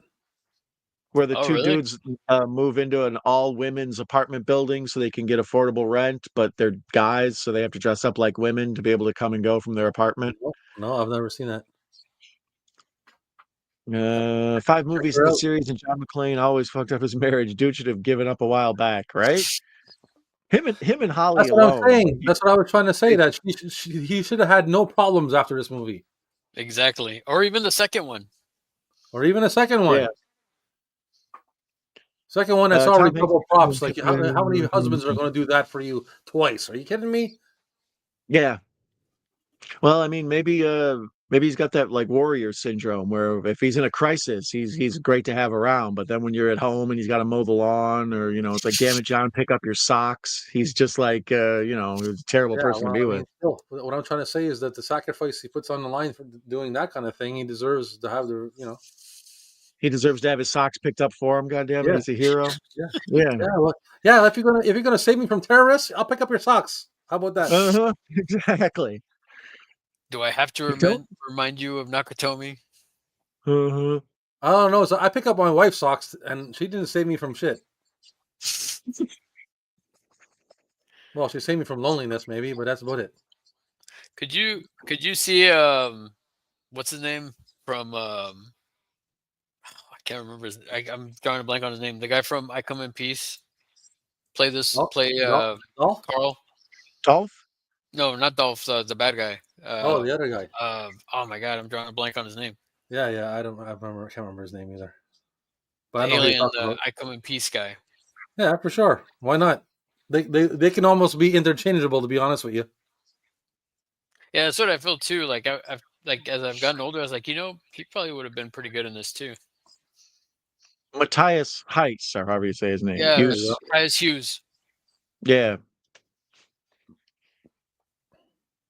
But that guy has, he's got like a pretty intense look to him. So maybe he might have overshadowed like Hans a little bit, Yeah, I mean, that's true. That would be a concern, but if they could make Vigo blend in, they probably could figure out a way. Well, they blended him in by putting him in on the roof and shit. Like we got glimpses of him. Did you get that? Did you get that? That dude Atherton said that between Ghostbusters and this, his life became like a living hell for like 10 years there. Like he couldn't walk down the street without people being like, "Yo, a peckerhead," and like just no matter what he was doing. Yeah, but he plays a lot. He plays a jerk in a lot of movies, though. It's like it's natural for him. So yeah. Even in Real Genius, when he's you can't even go out in Real Genius, he's a without somebody calling you dickless. Bill Murray, yeah. It's like in Real Genius, they fill his house up with popcorn. So, Professor theorizes that maybe McClane has stinky farts, and he beats the whole saving life thing. Like she just can't take it. I agree. Okay. And look who we got here, Captain Adam. Oh, hey, Captain Adam. Ahoy, my friend. Ahoy, Captain Adam. See you. We got ahoy, Professor. Hi, matey. The Burbs. I love Bruce Stern's character. Yeah, I love me some Burbs. That's another one that I think I watched once on VHS, and then it was perpetually on cable for like the next 10 years, and I would always just have the Burbs on. It would never leave your life ever again after that. Yeah, somehow the Burbs is like a tattoo that lives in my soul. Let's see here. Matthias Hughes, Santa Claus was the first leading role for Tim Allen. Allen was known for having a criminal record. Disney has a strict policy on hiring ex-cons. A exception made in this case. Yeah, there was some sketchy thing. There you go. Yeah, 8 years for coke. He had some sort of thing where he was dealing coke or whatever. And I think by the time he had cleaned himself up for Home Improvement and all that, they sort of learned to overlook it. So we were neck and neck when it came to the movie, Don. So my credits are still rolling. Well, no, his moved over to like another movie. Oh, Just Yeah, like mine. What's interesting is mine is I see you're on Terminator. For yeah. me, up next it said Jack Frost. Oh, interesting. The Michael Keaton or the Oh classic no. Snowman Murderer? Yeah. The Snowman horror. Murderer, the good one? Yeah. Good one. The good one? Huh. Yeah, because they do that to me sometimes on Prime and some of these other streaming channels. It'll show just a little bit of the credits and they'll jump to the next movie. Yeah. And I'll be watching something and I'll like, step outside to get the mail or whatever, and I'll come back and I'll be like, how the hell did this get What the on? hell is Like, this? yeah. Especially the kids. The kids will be watching, I don't know, a Hotel Transylvania or something, and I'll come back and Super Mario Brothers will be on. I'm like, what kind of ghost shit is going on around here? Elf was the first leading role for Will Ferrell. Will Ferrell got a lot of headaches from filming Elf because his character eats and drinks a lot of sugar in the movie. Yeah. Buddy the Elf, what's your favorite color? All right, well, we only talked about it sporadically, so I think once a year we're just gonna have to get together and watch Die Hard. By the time once a year tradition, we just get together and we watch Die Hard and we talk over it, and we only touch on Die Hard for maybe like 20 minutes of the content. But, Well, see, the next thing but would be like, got to get the captain too, man. oh, for sure. Hopefully there's always room for us on his boat. The captain says the Keaton Jack Frost is pretty depressing. Yeah, it is. That's why I like the other one better. Yeah, so it makes me feel safer. Yeah, Shannon Elizabeth. And yeah, you get it. Once again, just like when I said skyscraper, you knew what I was talking about. You Oh, get yeah. me. Oh yeah. Michael Keaton's performance as Jack Frost is very underrated. It's you try playing a snowman. That's yeah. I mean, I wouldn't want that role. Captain wants to know if Rob, you're up and running again. Yes, Rob. Let us all know. Inquiring minds would like to know what is your plans for your channel? How much content you can be making? You can play it by ear. You're going to be on with us every week. What are we doing here?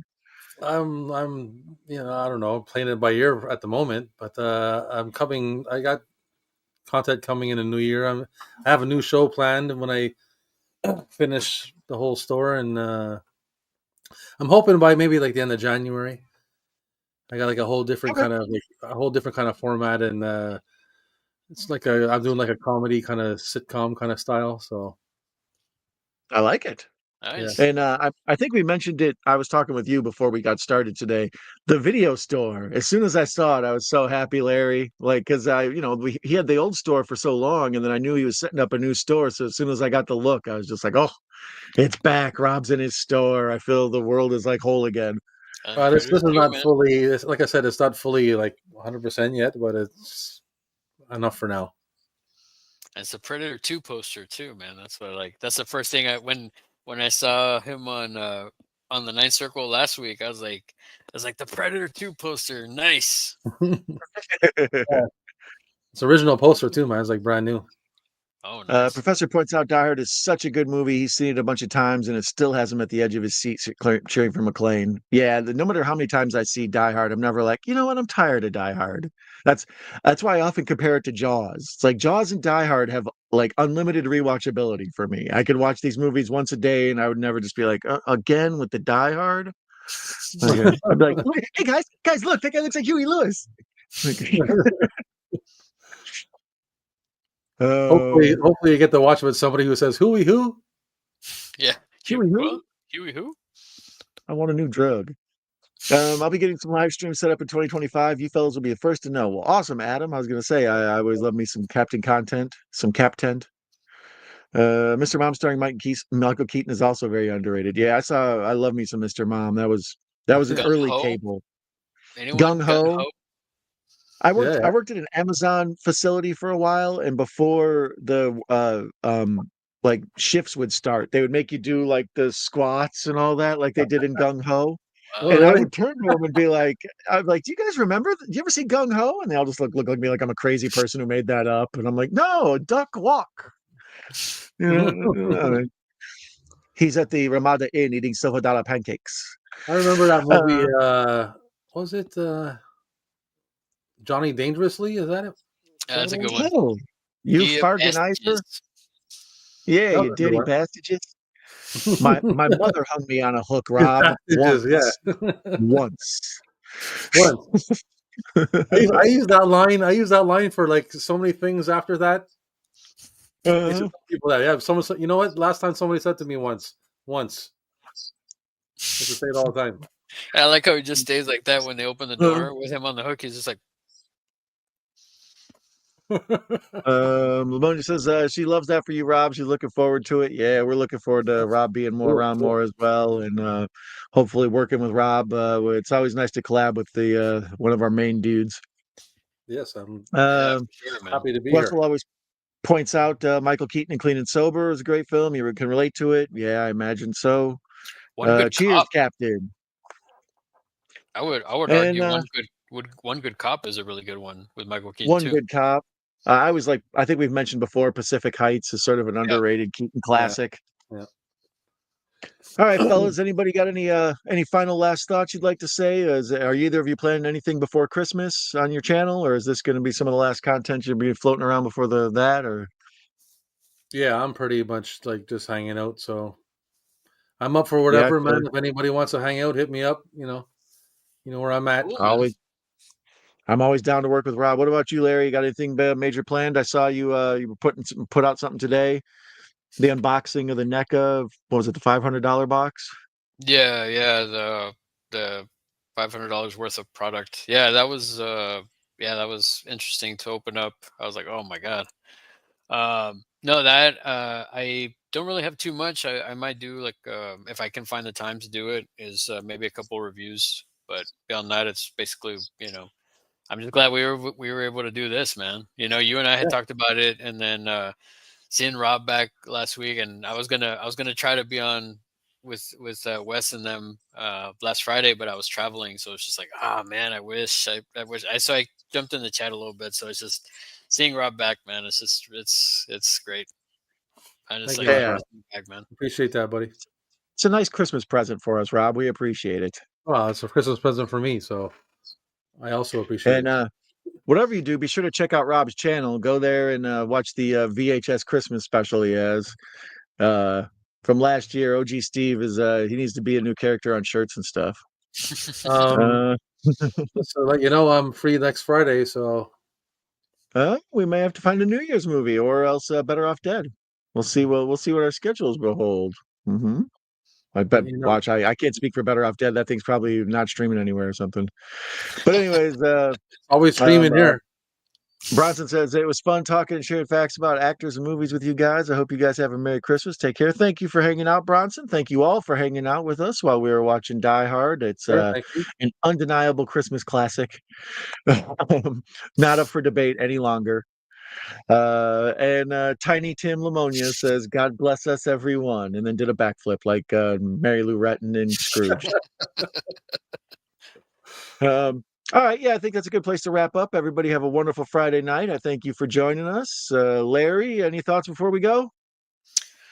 Just everybody have a happy holidays. And again, it's I think Texas Russell said it best a while ago. It's like it's already Christmas, man, because both my dudes are here. Oh, stop it. If I could reach down there and pinch your cheek, I would. Great stream with some great gentlemen for a great movie. Take care and happy holidays. Rob, any final thoughts before we leave? Same thing. All right, well, I will say Larry said. No point being redundant. But thank you so much for everybody hanging out. I appreciate it so much. For having me, you guys. Like I said, you guys always speak highly of me in your streams and shit, and I appreciate it. I don't know how many ways I can say it, but I'm always here to do anything you guys want to do, and I'm available always. So, awesome, we will definitely hold that to you and abuse it. I hope you do. So I will wrap it up by wishing everybody green grass and milk and cookies forever. Adios, my friends.